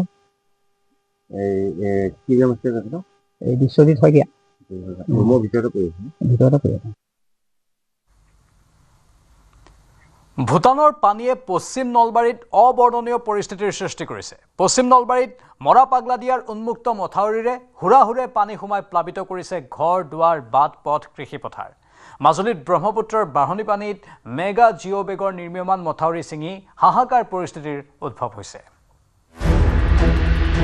ভূটানত বৰষুণ অসমত হাহাকাৰ পশ্চিম নলবাৰীত মৰা পাগলা দিয়াৰ বানৰ সংহাৰী ৰূপ উন্মুক্ত মথাউৰিৰে হুৰাহুৰে সোমাইছে পানী জলমগ্ন ঘৰদুৱাৰ বাট পথ কৃষিপথাৰ মঙলবাৰেও অপৰিৱৰ্তিত পশ্চিম নলবাৰীৰ বান পৰিস্থিতি তিহুৰ সমীপৰ চন্ধেলি মাকৰাপাৰ বৰপিতত বানে ধাৰণ কৰিছে জটিল ৰূপ মৰা পাগলাদিয়া নদীৰ বাঢ়নী পানীয়ে প্লাবিত কৰিছে পশ্চিম নলবাৰীৰ বিস্তীৰ্ণ অঞ্চল মৰা পাগলাদিয়াৰ মথাউৰিৰ মেৰামতিৰ কাম লেহেমীয়া হোৱাৰ বাবে পুনৰ বানৰ কবলত পৰাৰ অভিযোগ ৰাইজৰ মেৰামতিৰ অভাৱত উন্মুক্ত মথাউৰিৰে হুৰাহুৰে সোমাইছে মৰা পাগলাদিয়াৰ বাঢ়নী পানী ঘৰ দুৱাৰ বাট পথৰ লগতে জলমগ্ন হৈ পৰিছে কৃষিপথাৰ পানী আজি 4 দিন হ'ল এই পানী থাকিব এই ল'ৰা ছোৱালী স্কুলে দাঙি দাঙি নিব লগা হৈছে মোৰ ল'ৰাটোৰ অসুখ তোমাৰ মেডিকেলত নিব পৰা নাই তুমি খাইছো না খনায়ে কায়ো তোমাৰ বিচাৰ কৰা কোনো অহা নাই ইফালে বৃহত্তৰ অঞ্চলটোত বান পৰিস্থিতি কিছু স্বাভাৱিক অৱস্থালৈ আহিছিল যদিও ভূটানত হোৱা ধাৰাসাৰ বৰষুণৰ ফলত নিশাৰে পৰা বৃদ্ধি পাইছে মৰা পাগলাদিয়া নদীৰ জলপৃষ্ঠ কেইবাটাও অঞ্চল বানৰ কবলত পৰাৰ পাছতো প্ৰশাসনে গুৰুত্ব নিদিয়াৰ অভিযোগ ৰাইজৰ। ইমান কষ্ট হৈছে, ল'ৰা ছোৱালী স্কুলত যাব নোৱাৰে, অসুখ পাতি হ'লে ডাক্তৰখানাত যাব নোৱাৰো, ইমান সমস্যা হৈছে। আজি পুৰা এই 7 দিন হ'ল, আগততো বেলেগে, এইকেইদিন এনেকে অহা যোৱা কৰি আছো, যাব নোৱাৰো, আহিব নোৱাৰো। আৰু মন্দিৰ মুচবা যাওঁ, মন্দিৰ মুচবা মই যাব নোৱাৰো, আৰু কালিৰ পৰা আৰু বহুত বাঢ়িছে। মাজুলীতো বৃদ্ধি পাইছে ব্ৰহ্মপুত্ৰ আৰু সোৱণশিৰি নদীৰ জলস্তৰ। ব্ৰহ্মপুত্ৰৰ বাঢ়নি পানীত মেগা জিঅ' বেগৰ নিৰ্মীয়মান মথাউৰি ছিঙি 4ঘৰীয়া মহৰীচুক বৰজানকে ধৰি 10খনতকৈও অধিক গাঁৱৰ খেতিপথাৰ জলমগ্ন। বানত খেতিপথাৰ ডুব যোৱাত পশুধন আৰু কৃষকসকলৰ মাজত হাহাকাৰ পৰিস্থিতি। গোৱালগাঁৱৰ পৰা 4ঘৰীয়ালৈ নিৰ্মাণ হৈ থকা জিঅ' টিউবৰ মথাউৰিটো ব্ৰহ্মপুত্ৰৰ বাঢ়নি পানীৰ ফলত বহি যায়, পানী লিক হৈ বহি যায় আৰু বহি যোৱাৰ ফলত মথাউৰিটোৰ ভিতৰত মহৰীচুক, বৰমুকলি, 4ঘৰীয়া ইত্যাদিকে ধৰি বহুতো গাঁও বানত প্লাবিত হয়। মাজুলীত জলস্তৰ বৃদ্ধি পোৱাৰ পাছতে অনিৰ্দিষ্ট কাললৈ বন্ধ কৰি দিয়া হৈছে অফলামুখ নিমাতীৰ যাত্ৰীবাহী ফেৰী সেৱা। ব্ৰহ্মপুত্ৰৰ জলস্তৰ বৃদ্ধি পোৱাৰ ফলত বুৰ গৈছে যাত্ৰী উঠা নমা কৰা ৰেম্প। অৱশ্যে কমলাবাৰী আৰু নিমাতীৰ মাজত চলি আছে ফেৰী সেৱা, কিন্তু জলস্তৰ আৰু বৃদ্ধি হলে কমলাবাৰী আৰু নিমাতী পাৰঘাটৰ মাজতো বন্ধ হৈ পৰিব ফেৰী চলাচল। বৰষুণৰ ফলত বানপানী বৃদ্ধি হৈছে আৰু ফেনে ফুটুকা জাবৰে কাঠেৰে ব্ৰহ্মপুত্ৰ উপঙি আহিছে, সেয়েহে আমি ফেৰী চলাচল আজি অব্যাহত ৰাখিছোঁ। আমি কালিলৈ ব্যৱস্থা কৰিম বুলি ভাবিছোঁ। এতিয়া মানে আমাক গোটেই ৰেম্পৰ আশে পাশে গোটেই কাঠে গোটেই নধৰা হৈ আছে গোটেই জাবৰ জোঁথৰ। ধেমাজিৰ পাছত গহপুৰত উপস্থিত হৈ বান আৰু গৰাখহনীয়া অঞ্চল পৰিদৰ্শন কৰে জলসম্পদ মন্ত্ৰী সুশান্ত বৰগোহাঁই আৰু দুৰ্যোগ প্ৰশমন মন্ত্ৰী কেশৱ মহন্তই। চট্ৰং নৈ, কুকুৰজান নৈ আৰু ব্ৰহ্মাজানৰ ভগ্ন মথাউৰিৰ লগতে দীপৰাৰ গৰাখহনীয়া পৰিদৰ্শন কৰে দুই মন্ত্ৰীয়ে। দুই মন্ত্ৰীৰ লগত উপস্থিত আছিল গহপুৰ সমষ্টিৰ বিধায়ক উৎপল বৰা। বান খহনীয়াগ্ৰস্ত অঞ্চল পৰিদৰ্শন কৰি শেহতীয়া পৰিস্থিতিৰ বুজ লোৱাৰ লগতে ৰাইজৰ সমস্যা সমাধানৰ আশ্বাস দুই মন্ত্ৰীৰ। এই চট্ৰং নৈখন কাম শেষ হ'ব আৰু 1 বছৰ লাগিব, আমি শেষ কৰিম। এটা সময়ত চাব যে এই চট্ৰং নৈখন চাবৰ কাৰণে মানুহ আহিব, যিখন এটা সময়ত চকুলো আছিলে। সেই চট্ৰং নৈখন গহপুৰত কেনেধৰণে প্ৰটেকশ্যন কৰিলে আমাৰ স্থানীয় বিধায়কে, সেইটো চাবৰ কাৰণে এদিন হয়তো বহুত দূৰ দূৰণি মানুহ এদিন। নলবাৰীৰ পৰা কৈলাশ ডেকা, মাজুলীৰ পৰা ভাস্কৰ জ্যোতি কথকি আৰু গহপুৰৰ পৰা Palash Phukan report, news 18 Assam north east. Super প্ৰাইমত এইখিনিতে সময় চমু বাণিজ্যিক বিৰতিৰ। अक्कर बक्कर बम्बे बो ঘৰত কোনটো টিএমটি লগাইছে? মাইথান ষ্টিল। আপোনাৰ ওপৰত ট্ৰাষ্ট কৰিব পাৰি। ওকে। ষ্ট্ৰং মানে মাইথান ষ্টিল।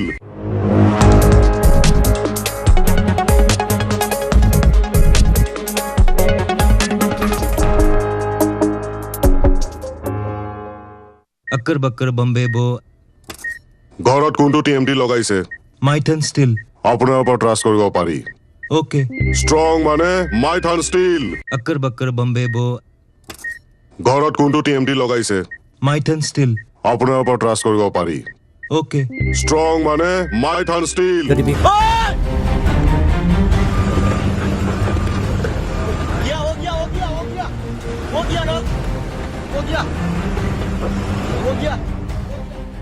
ৰুষ্ট প্ৰকৃতি, ডাৱৰ বিস্ফোৰণ, ধাৰাসাৰ বৰষুণত